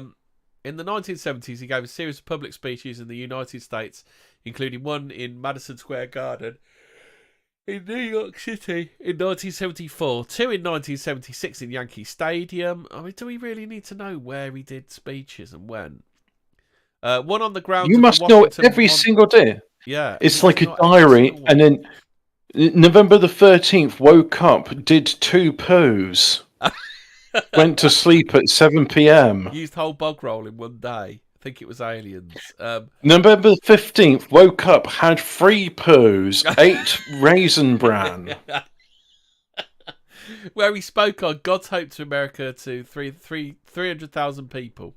In 1975, the church held one of the largest peaceful gatherings in history with 1.2 million people in Yeouido in South Korea. 1970 became a target of anti-cult movement.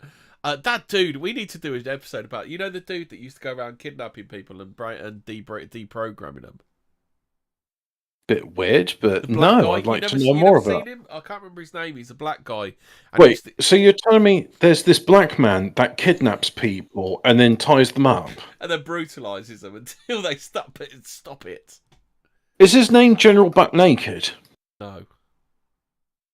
Is he called Barbecue? Oh, Was he the You've former... forgotten the other proper use of cucumber, which Dom reminds us is gin cocktail garnish. I was trying to get round to that, but you're telling me about how many poos he had on November the 15th. That was very important to the founding of the Moonenite Church. Oh, God, it is, isn't it? Yeah. The Unification Church's involvement in the seafood industry. What the fuck do I need to know they were in the seafood industry for? You like seafood? Well, you thank Unification Church. We make seafood. Moon delivered a speech in 1980 entitled "The Way of Tuna." Do you know what that reminds me of? Just briefly, so you remember that episode of The Simpsons with Homer gets freaked out that he's become this icon for a laundry detergent called Mr. Sparkle, and then he writes to them saying like, "Look, can you like explain to me why Mr. Sparkle looks like me?" And they sent this video saying, well, it's the combined thing of like a Japan heavy steel industry, which had like one logo, and Japan fishing industry, and it got fish. And when they combined the two, like the fish and the light bulb or whatever it was, that formed like the logo of Mr. Sparkle, who happens to look like Homer Simpson. So it's just a coincidence that this laundry detergent looks like him. And just when you're talking about like the Unification Church doing like seafood thing, I'm just thinking like, yes, and they also make a brand of laundry detergent called Mr. Sparkle. After we build the boats, we catch the fish and we process them for the market. And then have a distribution network. That's what. Amazing. Please tell me more about how seafood is prepared on the commercial basis. This is a speech. I bet he fucking killed it, didn't he, with his speech? I'm captivated by this speech. I'm excited to join up. I think I'll go and onto their website. This is not just on the drawing board. I have already done it and declared himself the king of the ocean. King of ocean. King of the ocean. Wait. Why are you having fish on the drawing board? Surely it'd be better if they were nets. Did they not smell? Yeah. He also suggested they could get around the recently imposed 200 nautical miles exclusive economic zone by marrying American and Japanese members, allowing the Japanese ones to become American citizens because once married, we are not foreigner and therefore Japanese brother, particularly those matched to Americans, are becoming leaders for fishing and distribution. He also declared that Gloucester is almost passport. I can fish here. It's a Mooney town now. My USA passport said I can fish in Alaska. It's mine now. I own Alaska now. I'm married to an American woman. Look at me. I am American captain now. We need to do that meme with the Somalian, but replace it with a Korean. Look at me. I'm captain of fish. I'm fish trawler captain. Fish trawler captain. I'm fish trawler captain now. Tuna. I'd like to say that Wikipedia at the bottom say, sorry to interrupt, but this message will only be up for a few hours. Please donate £2. Oh, only for the next 2 hours. Oh, I can have them lie to me for £2. Thanks. They need to get like one of those infomercials where like, hurry, if you send off now, we will send you an exclusive cassette tape of how to stop smoking. When you purchase your knives or slap chop or something. So you've got your church, you've got your fishing. What's the next thing you're going to, Hobbit? Is it laundry detergent? In 1976, UC members founded News World Communications, an international news media corporation. No way, News World. News World News World. Oh, hang on. I'm getting it mixed up with News of the World. Yeah, no. This is 75% different. It's News World Communications. Oh, in News World, informative. All the News news, of the all the World. news that's fit to print in News World, and also News we World. can wrap fish in it. Yeah. Its first two newspapers, News World, later renamed New York City Tribune. New York City Tribune. I bet. It just again with the titles that roll off the tongue. Yeah. This guy is like God's gift to catchy titles that you'll just easily remember. And the Spanish language Noticias del Mundo were Yes. published. Of course, he bought a Spanish. Being being Korean, he obviously bought a Spanish language newspaper as well.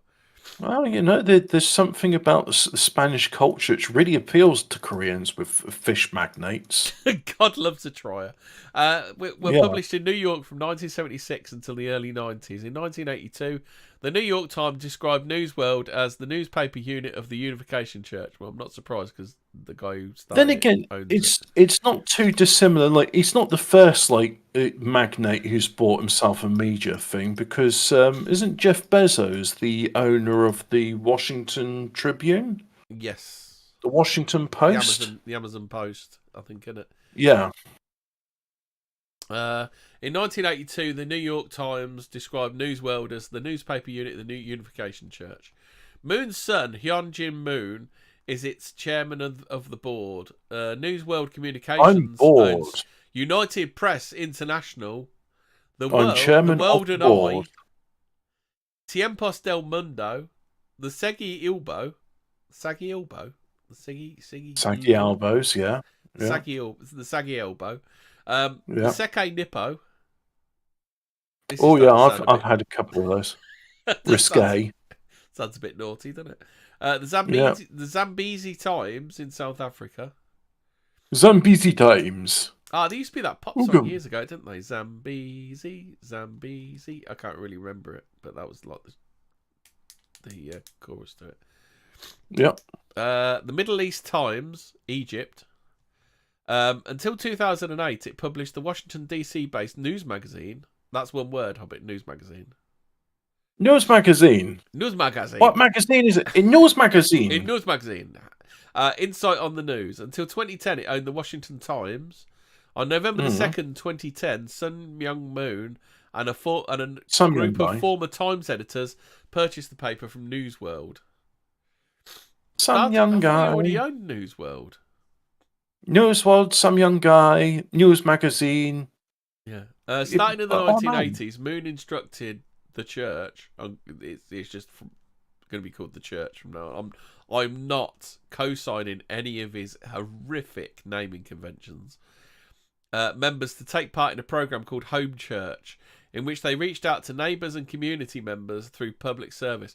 We also ought to do it sometime. You know that cult, the one where they did the flirty fishing? Do you know what flirty fishing is, Hobbit? Yes, but just briefly onto the long-winded names. Is that the same one with that horrific paedophile that used to do those paedophile comics and send them out to everybody? I have no idea about that. But just on the thing of long-winded names, it reminds me of Trailer Park Boys, where Mr. Leahy gets an award from the North American Association of Trailer Park Supervisors and Assistant Trailer Park Supervisors. I think if you follow the paperwork, you'll find Young Mung Moon owns that. Yeah, probably does. Well, that's probably what it was. Probably a nod to it. It's just yeah. Big fan of the Moonies, the guy that wrote that. Moon visited the Soviet Union and met with President Mikhail Gorbachev. Moon expressed support for the political and economic transformations underway in the Soviet Union. At the same time, the movement was expanding into formerly communist nations. The Women's Federation for World Peace. Do you know what? I've spent most of this episode trying to talk about these fucking god awful names for these. Women's Federation for World Peace. I mean, surely they could come up with something snappier than that. Is this how nobody can penetrate them because they got all these layers around them that it's just like an onion which is a Gordian knot. It becomes impenetrable. They basically, like, they got Claire Cord to, like, say, can you just write in a succinct manner as possible? They told, just sum up what we do. And then she proceeded to make, like, thousands of pages of incomprehensible gobbledygook. And then they sent it to, like, the IRS. And the IRS is just like, can't make head Looks nor okay tail of to this. me. Looks okay to me, yeah. So in 1990, I'm not reading all of that. In 1994, it gets better, Hobbit. It was founded in 1990. So the Women's Federation for World Peace was founded in 1992 by Hak Ja Han. Its stated purpose is to encourage women to work It's run by Jahans? Yeah. Feast We're on going my to offend body you. horror Korean tits. As racist and as sexist as they can be. We're going to offend you. Isn't it funny? La la la la la. Its stated purpose is to encourage women to work more actively in promoting peace in their communities and greater. Oh, well, you got to do people, because normally women are just like agitating for war constantly, aren't they? I know. What's Jahans up to these days? Is he in prison yet? Not that we know of. He's deleted everything, hasn't he? It has members in 143 countries. So, Hobbit, how are you liking the naming convention so far? Well, I had a headache before, and now I am. Yeah. So 1994 to present, we have the Family Federation for World Peace and Unification. Dom Elfkicker says you can get through both onions and Gordian knots with a healthy application of sharp force trauma. Yeah, that's what Hercules did. No, it's Alexander the Great that solved the Gordian knot. Was it? He just chopped it in half. Yeah. That's one way of doing it. And he was the only person. Red wine straight from the bottle, Hobbit. Hey, you know what? That's classy, especially. Now, this is going to offend a lot of French people, right? Yeah. I've put red wine in the fridge, and I like it. I know. Yeah.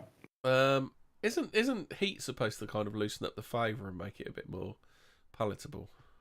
It will change flavour based on temperature, and traditionally, you would have red wine in a cave. A cellar, and cellars are supposed to be cool. They're not supposed to be like 4 degrees cool, but so about 10 degrees or so. Yeah. Because room temperature, red wine's a bit too fiery or earthy, if that makes sense. So if it's cool, it's got a more smoother, fruitier taste. So anyway, 1st of May 1994, the 40th anniversary of the founding of the HSAUWC. What is that? The International Organization of Trader Park Supervisors and Assistant Trader Park Supervisors. Yes, and assistant Trader Park Supervisors. Moon declared that weekend Trader Park Supervisors. Moon declared that the era of the church had ended and inaugurated the new organisation, the Family Federation for World Peace and Unification. Now can you see why people call it the Moonies? Like, it's so much easier calling it the Moonies. Yes. Just like, look, there's Moonies over here. They come up with all these silly names. Just call them Moonies. Yeah.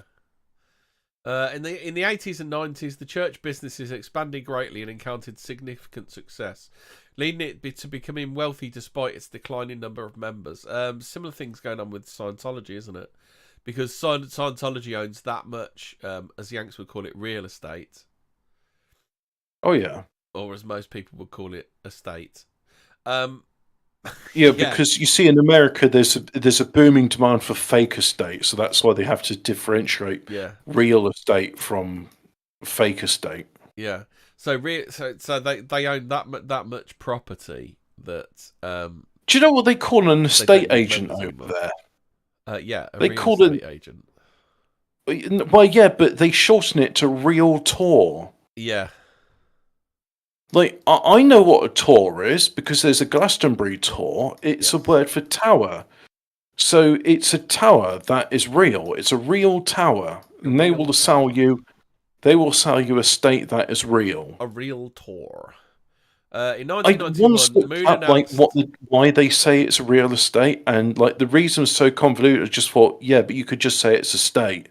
No one's going to say, "Oh, I'm a fake estate agent." So in 1991, Moon announced that members should return to their hometowns and to undertake apostolic work there. Massimo Intravigni, Intravenous. something like that.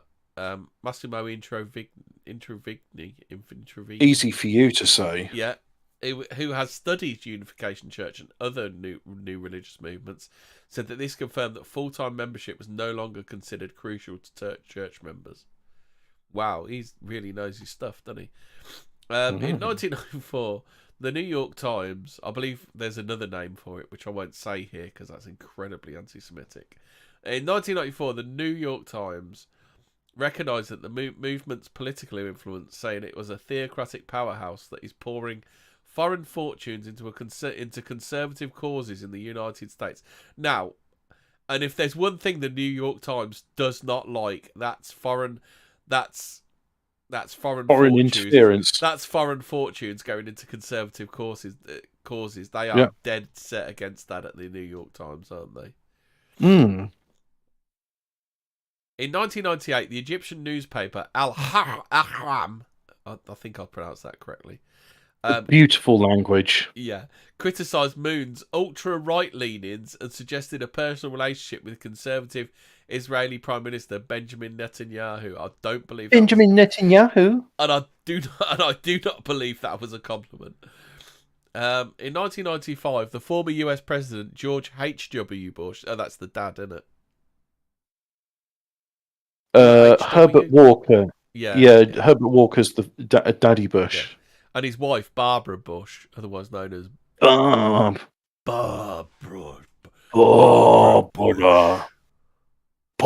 Bush. spoke at an FFPUW. Hey, have you heard the thing? Barbara Bush is the granddaughter of Aleister Crowley. I thought that was Hillary Clinton. So Prescott Bush, Aleister Crowley, something, Barbara Bush granddaughter. So is that the one that him and Jack Parsons did? I don't know. No. Jack that was oh shit. What's his name? Lafayette Ronald Hubbard and Jack Parsons did one of those as well, and they created the Moonchild, I think, didn't they? Moonchild. No. It's a Moonchild. Iron Maiden tune. Oh, I was thinking of the one by Shakespeare's sister. Ah. There's a moonchild in everyone. Hey, one of the singers in Shakespeare's sister was in Bananarama. Yeah. And it's like, oh yeah, poppy music, but no, I'm goth. Yeah. Oh yeah. I'm a goth. I'm goth. I am. I'm a goth. I'm going to give Hobbits Awaken Puberty some unusual imagery. A kick in the nuts. And her and the lady from Garbage as well. Oh no, I was never a fan of Garbage. I always thought they were a bit overrated. The fact is, it was just boring band, nice bit of totty. Yeah. Hey, do you know what I found out the other day? What? Atomic Kitten, they're Brum. Live the Brum. Oh, Atomic Kitten. Meow. How did they end up with what's her name? The Scouser then? Well, I don't know, but Atomic Kitten, meow. She was on this morning, and I don't know. She was tired or something. She claimed to be, but otherwise looked like she was absolutely fucking hammered. It definitely wasn't a hangover. Do you remember that one? I don't watch this morning. Yeah, it's one of the great Kerry, Kerry Katona. it's the one. Do you remember Kerry Katona on This Morning? Have you not seen that one? Did she have like a deal with? I remember from the Iceland adverts. I'm sure that's where I remember her from. Hello, love. I'm Kerry Katona.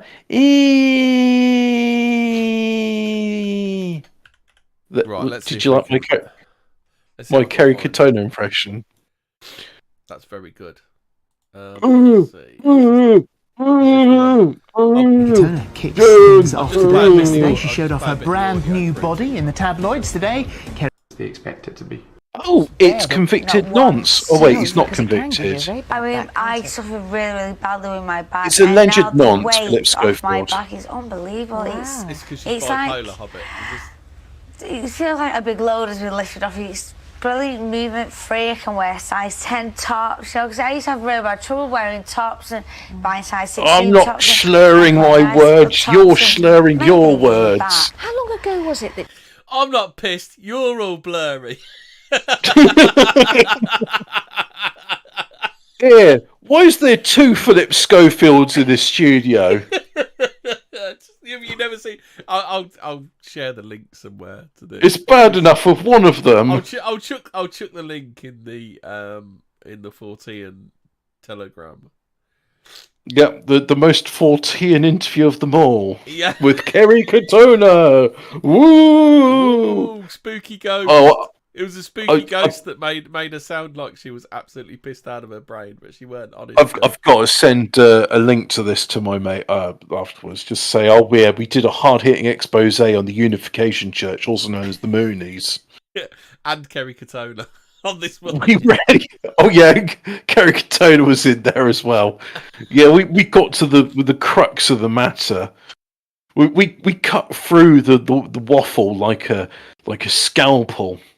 So we'll so if I leave it at 2000, and then we'll go from the new millennium onwards.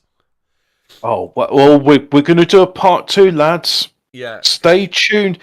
Same spooky time, same spooky place in the future. And again, half of the episode will be gone just by us trying to pronounce the fucking names of these shitty organisations that Yang Wang Moon keeps making up. And the cream of some young guy. Yeah. So in 1995, the former US President George H.W. Bush didn't he shoot Kennedy? No. Actually, yeah, that's a good question. Who shot Kennedy? Because it wasn't Lee Harvey Oswald. It was George H.W. Bush. I think he was the man on the grab. Unless it was Barbara Bush. Allegedly. You have to He's say dead, allegedly. I think George H.W. is dead. Oh, is it okay? Just in that case, fuck the bitch. Yeah. Hold on. Let's just make sure he's dead first before we start slandering him. Otherwise, he'll knock down your doors. Yeah. Oh, November 30th, 2018. He's dead. Right. We can say what we like about him.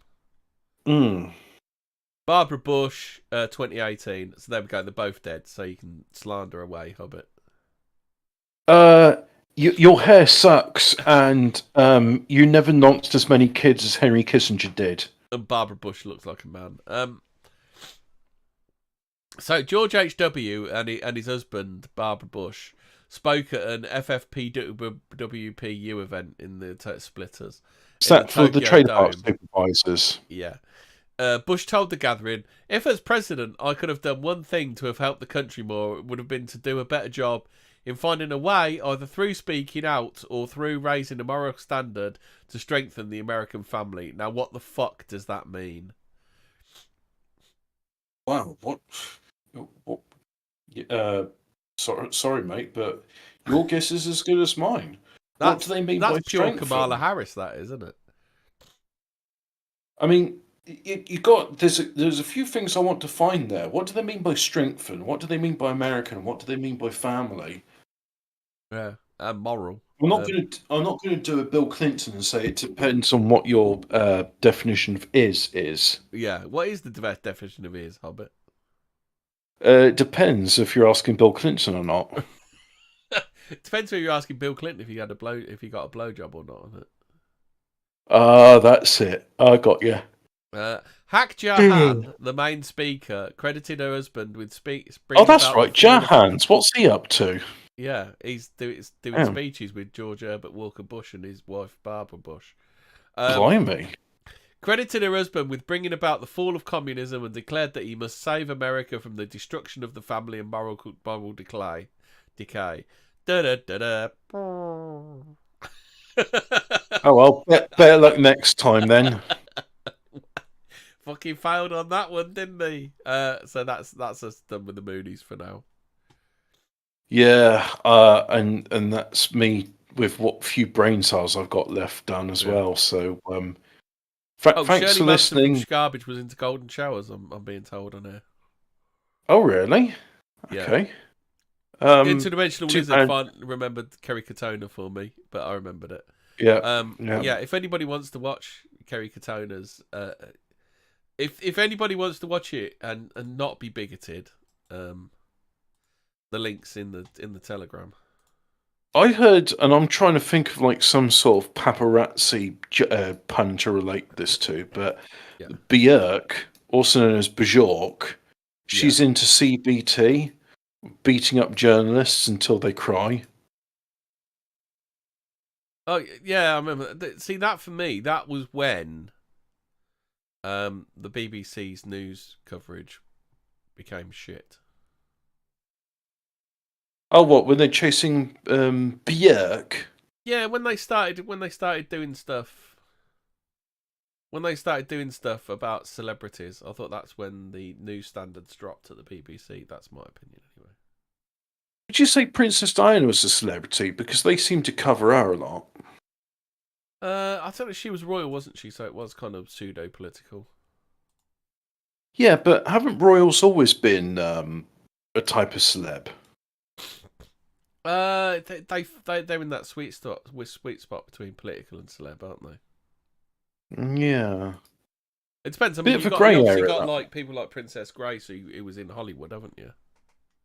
Yeah, and then you got Prince Andrew, who's He's a I celebrity. don't think Infamous. Yeah, well, Is infamous I was something?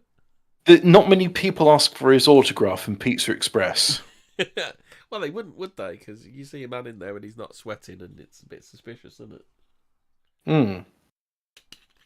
Wow, he doesn't sweat. Yeah, at all.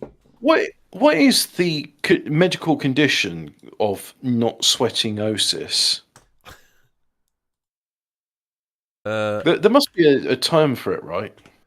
Is it just called, like Tay-Sachs disease? Is it going to be called Prince Andrew disease? Yeah, condition of. Oh, not. do you remember Lou Gehrig's disease? Yeah, it's a shame. Who'd have thought Lou Gehrig could die of that? Well, Lou Gehrig disease has got renamed ALS now. It's called hypohidrosis. Well, that makes sense because hyperhidrosis means very sweaty. Yeah, so which is an inability to sweat. It can infect your entire body or just a single area. The condition has many causes. It can be inherited at birth or developed later in life. Oh. So the inability to sweat can cause overheating. This can lead to heat stroke, which is potentially life-threatening. So Prince Andrew needs to watch out for that. I was going to say, he's lucky he didn't faint in that interview. Oh, any condition that causes nerve damage can disrupt the functioning of your sweat glands. This includes Ross syndrome, which is a rare disorder characterised by sweating dysfunction and pupils that don't dilate properly. Diabetes, alcoholism, Parkinson's disease, multiple system atrophy. That doesn't sound good. Amyloidosis, which is where a protein called amyloid, which is a protein called an amyloid, built up your organs and affects your nervous system. Sjogren syndrome. Easy for you to say. Small cell lung cancer, Fabry disease, or Horner syndrome. So there you go. Watch out. You might have any one of those things. I wouldn't go around thinking it was clever that you don't sweat. I think it's quite worrying, actually. Put it this way, I wouldn't put my bum on the toilet seat after he's been on it. Yeah, he might catch something. Yeah. What a dirty fucker. Are we done, I bet? I just want to publicly retract now. I am not accusing Prince Andrew of being a dirty fucker, and I will be comfortable using the bog after it, although I give it 10 minutes. So if he came out of a Pizza Express toilet 10 minutes later, you'd be fine to get on there. But I wouldn't shake his hands because my hands are clammy and he'd be jealous of my ability to sweat. Yeah. And I'd touch his paper dry skin. It'd be like touching parchment. Right, so that's good night from me and good night from him. All right, toodle pip. Say good night, Hobbit. Good night, Hobbit. And stay spooky. Woo! Stop streaming and the other one.